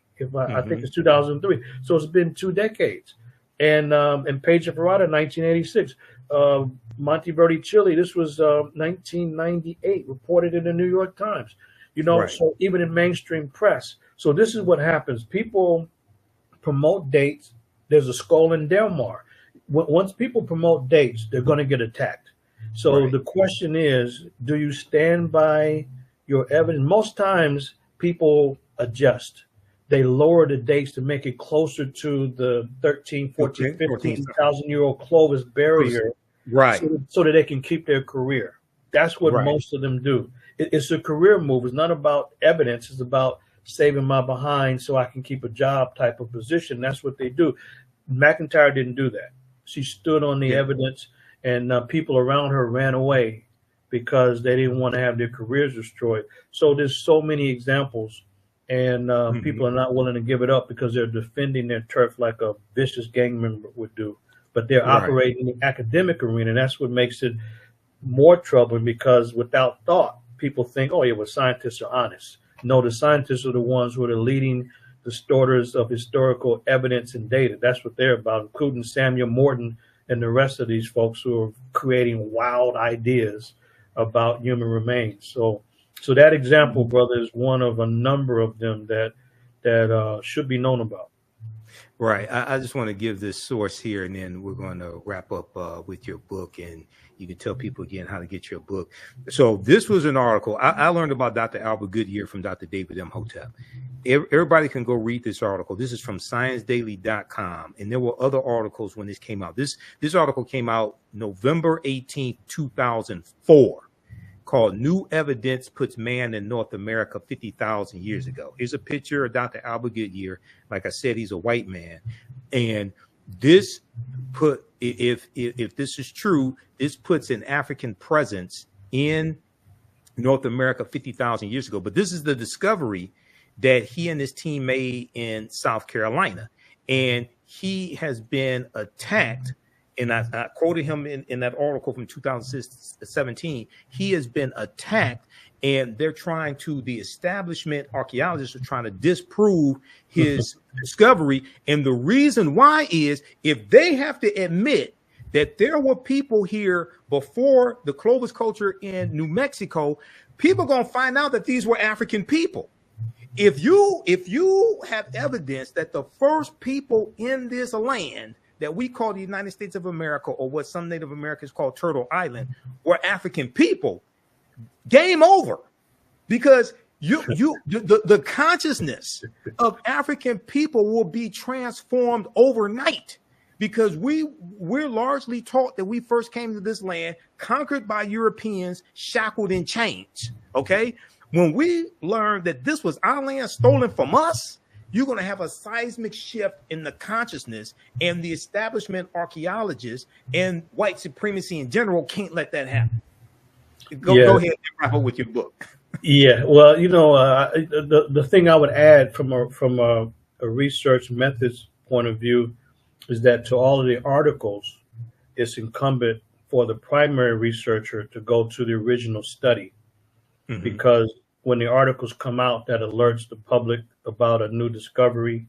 But all of the articles that come out, they'll indicate the research team, who led the team, and what institution they're affiliated with, as well as where the original study is published.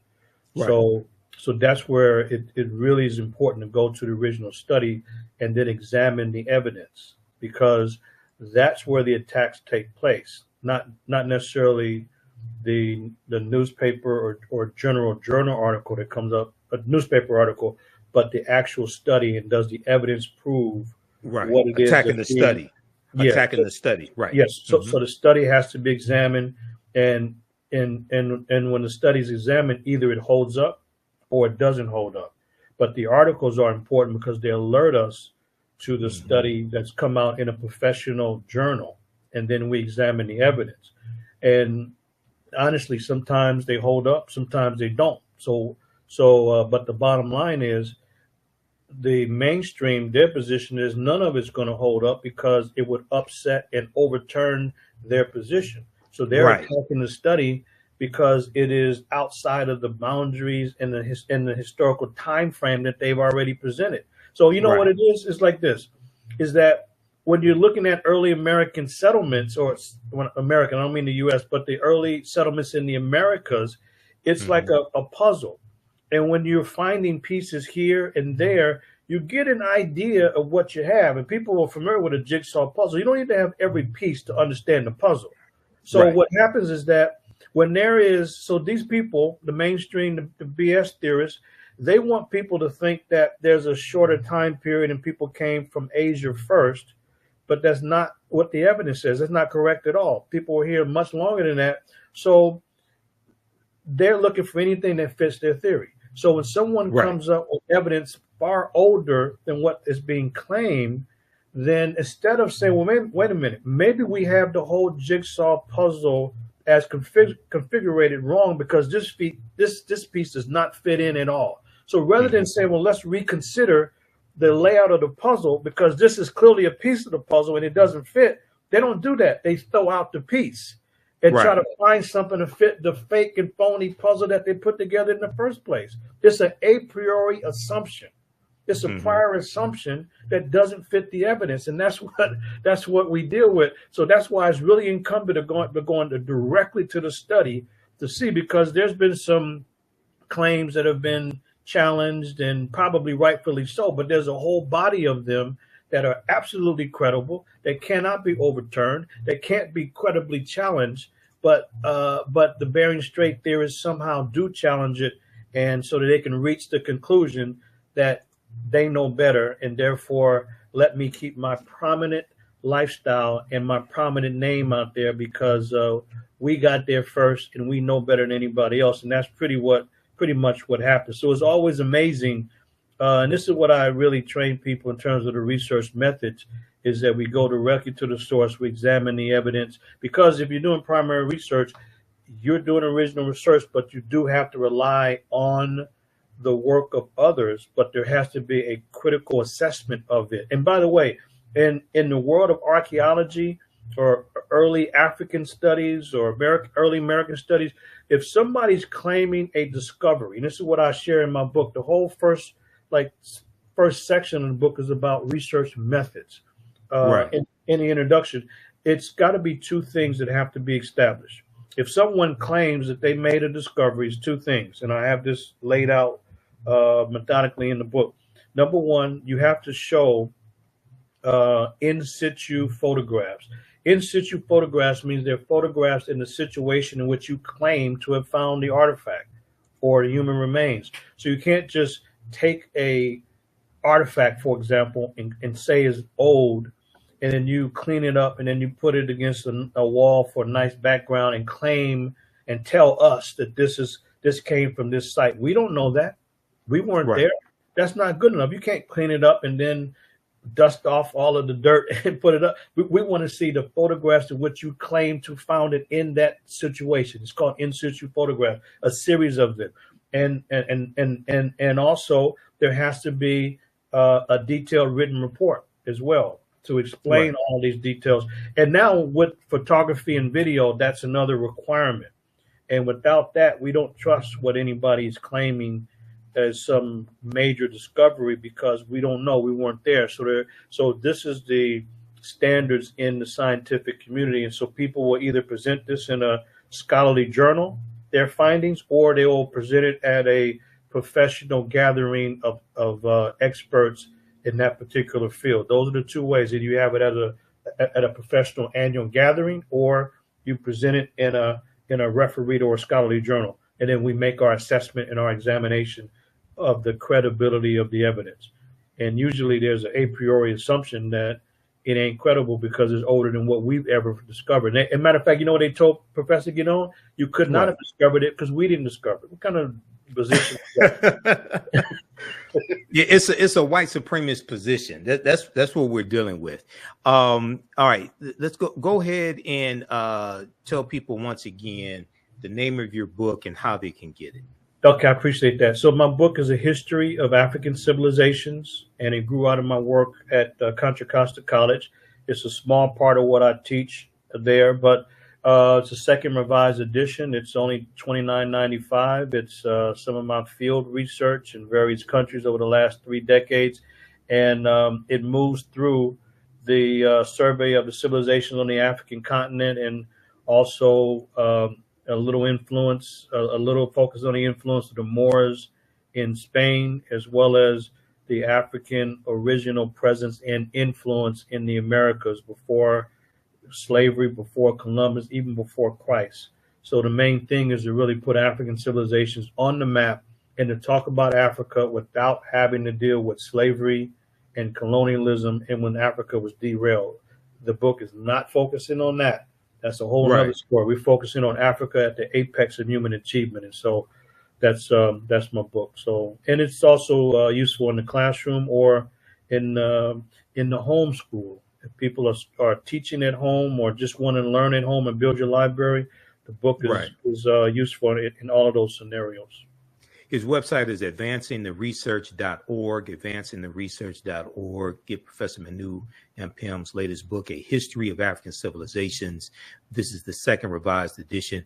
Also, Brother Haki had the question, do you have any tours coming up? I do, and thanks for the question. So this summer, I'm going to take two groups. It'll be a tour to Kemet, or Egypt, from June 8th through the 22nd, 15 days. And then after that, I'm leading an educational tour to Ethiopia, or the land of Kush, from June 25th through July 10th. That's 16 days. And just so people are aware that for the tours that I lead, I take people to 25% more sites and monuments than any other tour. It doesn't mean the other tours don't have value, but we go to 25% more locations. So the tours, you can reach me, probably the easiest way is through Facebook, YouTube, or just at Manu Ampim at Gmail. Manu Ampim at Gmail. And then you can learn about the tours because the deadlines are coming up in April. So there's still room for both Kemet and Ethiopia, but the deadlines are coming up. Kemet and then Ethiopia. Can people contact you through your website, advancingtheresearch.org? Yes, they can. Yeah, they can contact. Click on contact and click on contact us. Contact us, and at the top of the page. At top of the page. They can just email at info at advancingtheresearch.org as well. Okay. And we have one other.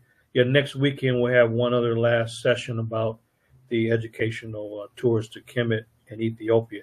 And I'm excited because we're going to bring a great group this summer. And then after the tours, I'm going to continue my work in the Omo Valley in South Sudan this summer.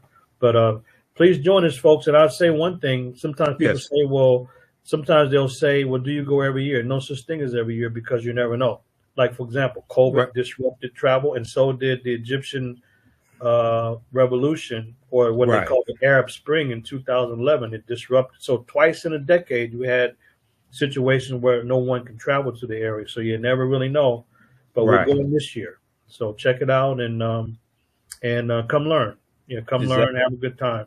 So yeah, I appreciate it, brother. I mean, this is no problem. History, African History Network. That's what. Yes. That's what we do. That's exactly what we do. All right, brother. Well, look, you have a good day, Professor Manu Ampim. Thanks for taking time out of your busy schedule to come on today. Everybody stay on for one more minute. Got a special message for you. So we'll talk to you soon, okay, brother? And buy his book, please, and go on his tour. All right, brother. Peace. Michael. Okay, brother. All right. Peace. Hotel. Peace. Hotel. Peace. All right, everybody. That is Professor Manu Ampim. Be sure to follow us here on our Facebook fan page, The African History Network, my YouTube channel, Michael Imhotep, Imhotep.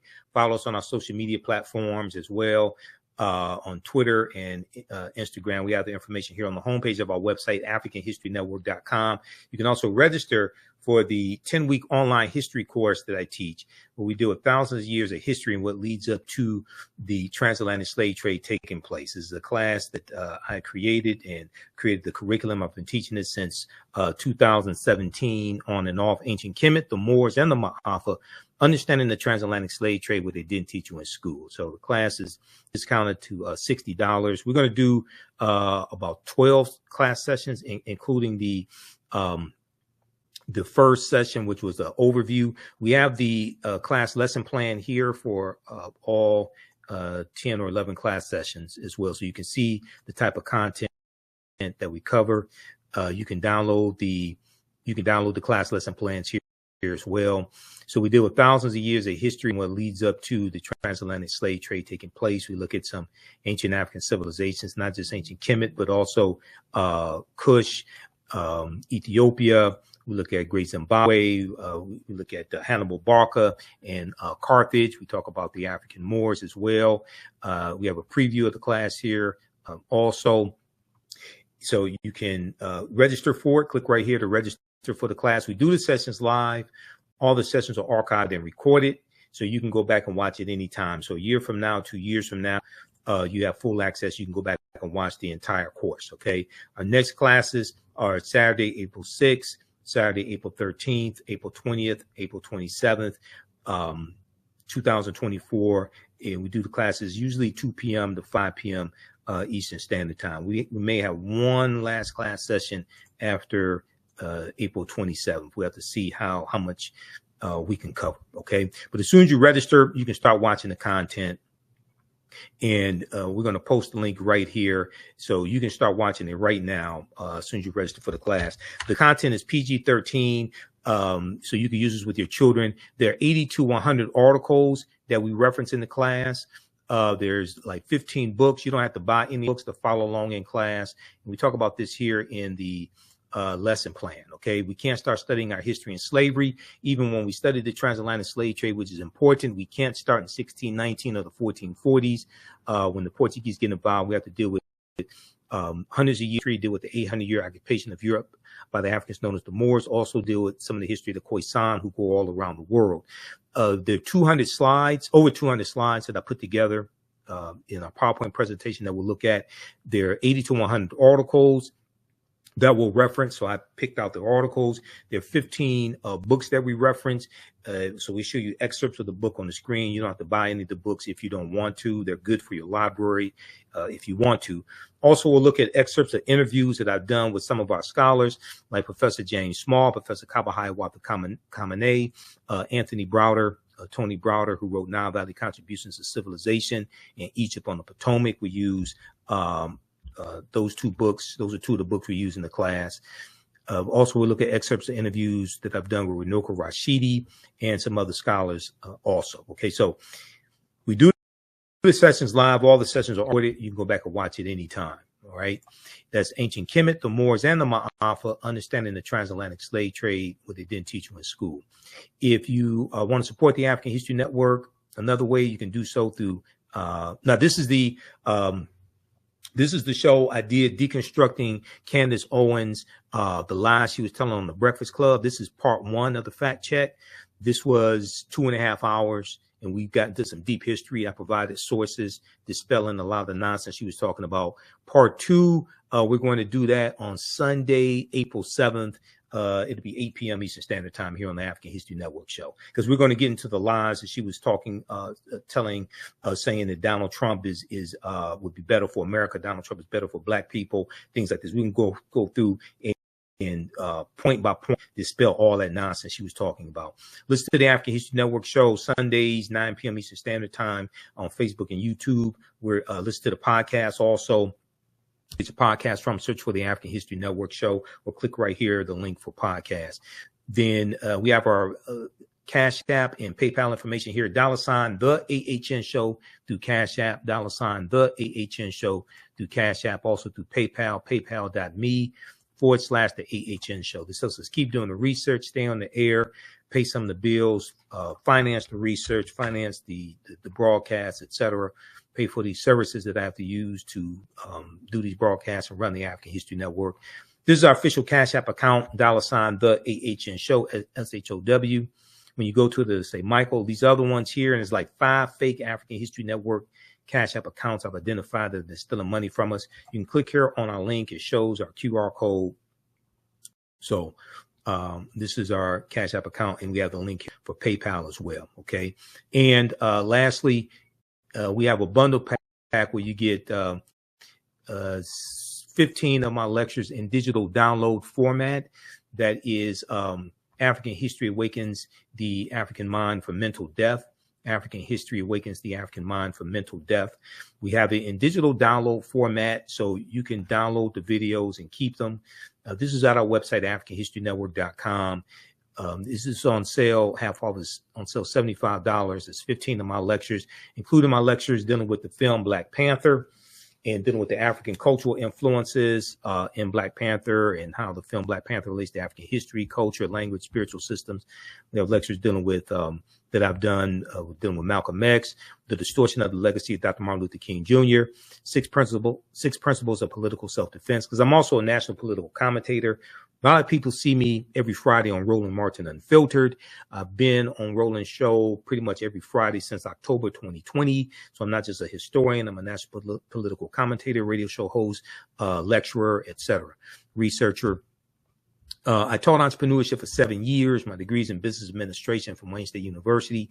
So there's a lecture that I did, 13 Forms of Wealth, Keys to Entrepreneurship and Economic Empowerment. Ancient Kemet, the Winter Solstice and the History of Christmas. This is a double lecture that I did with Dr. David Imhotep, who wrote the book, The First Americans Were Africans, Documented Evidence.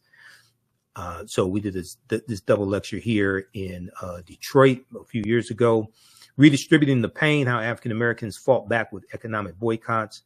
The Light of Ancient Egypt Awakens the African Mind to Economic Empowerment. Ancient Africans in America Before Native Americans, Columbus, or Slavery. Great African Women in History, the Mothers of Civilization. That's a 4-hour lecture that I did. Great African History, the Mothers of Civilization. And then we have a Black Panther analysis for children. I was speaking to about 60 African-American children and their teachers. These were 5th through 12th graders. Okay. We did this here at the Charles H. Wright Museum of African-American History. Then also African-American resistance in the era of Donald Trump, voter suppression, reparations, and how elections have consequences. Okay. So, and then you'll get the presentation I did dealing with Black Panther Wakanda Forever. I did that in November 2022. So you actually get 16 lectures. Okay. So African-American History Awakens the African Mind from mental death. That's a bundle pack. If you want it on DVD, it's $100 if you want that bundle pack in DVD format. All right. Okay. So we're going to get out of here. Remember at the, let me post this here. So we have the Cash App, PayPal information also.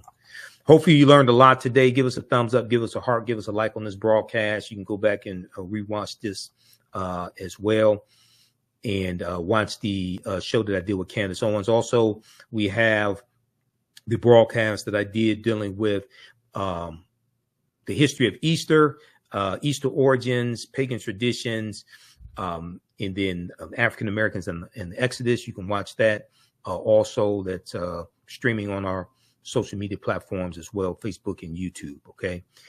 We have the Cash App, PayPal information here. Remember, at the African History Network, we focus on educating and empowering and inspiring people of African descent throughout the diaspora and around the world, because right now it's correct wrong behaviors, not over till we win, Wakanda forever. We'll talk to you next.